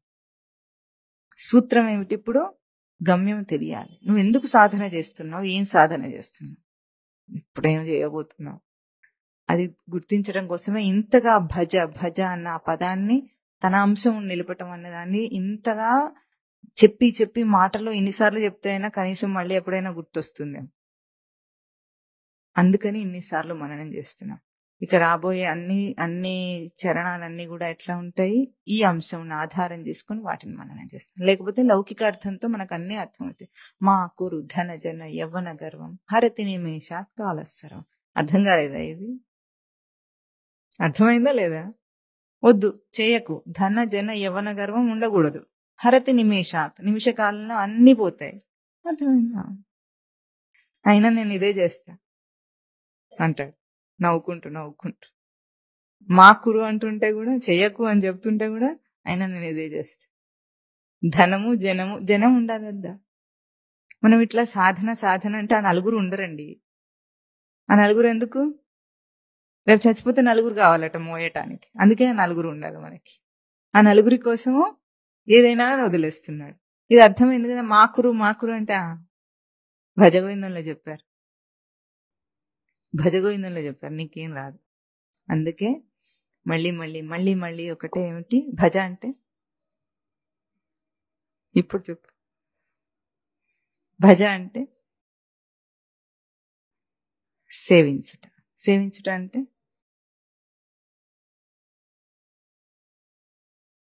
తన అంశమును నిలుపుట. మర్చిపోద్దు. నిద్రలో లేపి అడిగినా ముందు భజ అంటే ఏమిటి, గోవిందుని భజిస్తావు ఇంకెవరిని భజిస్తావు, తర్వాత ముందు భజన చేయటం అంటే ఏమిటి? తన అంశమును నిలపటం. ఇది సేవ. ఆ తర్వాత దేన్ని సేవిద్దాము తర్వాత వచ్చే వారం మళ్ళీ మనం చేద్దాం. భజ గోవిందం, భజ గోవిందం, గోవిందం భజ మూఢమతే, సంప్రాప్తే సన్నిహితే కాలే, నహి రక్షతి డుక్రీకరణే. ఓం తత్ సత్.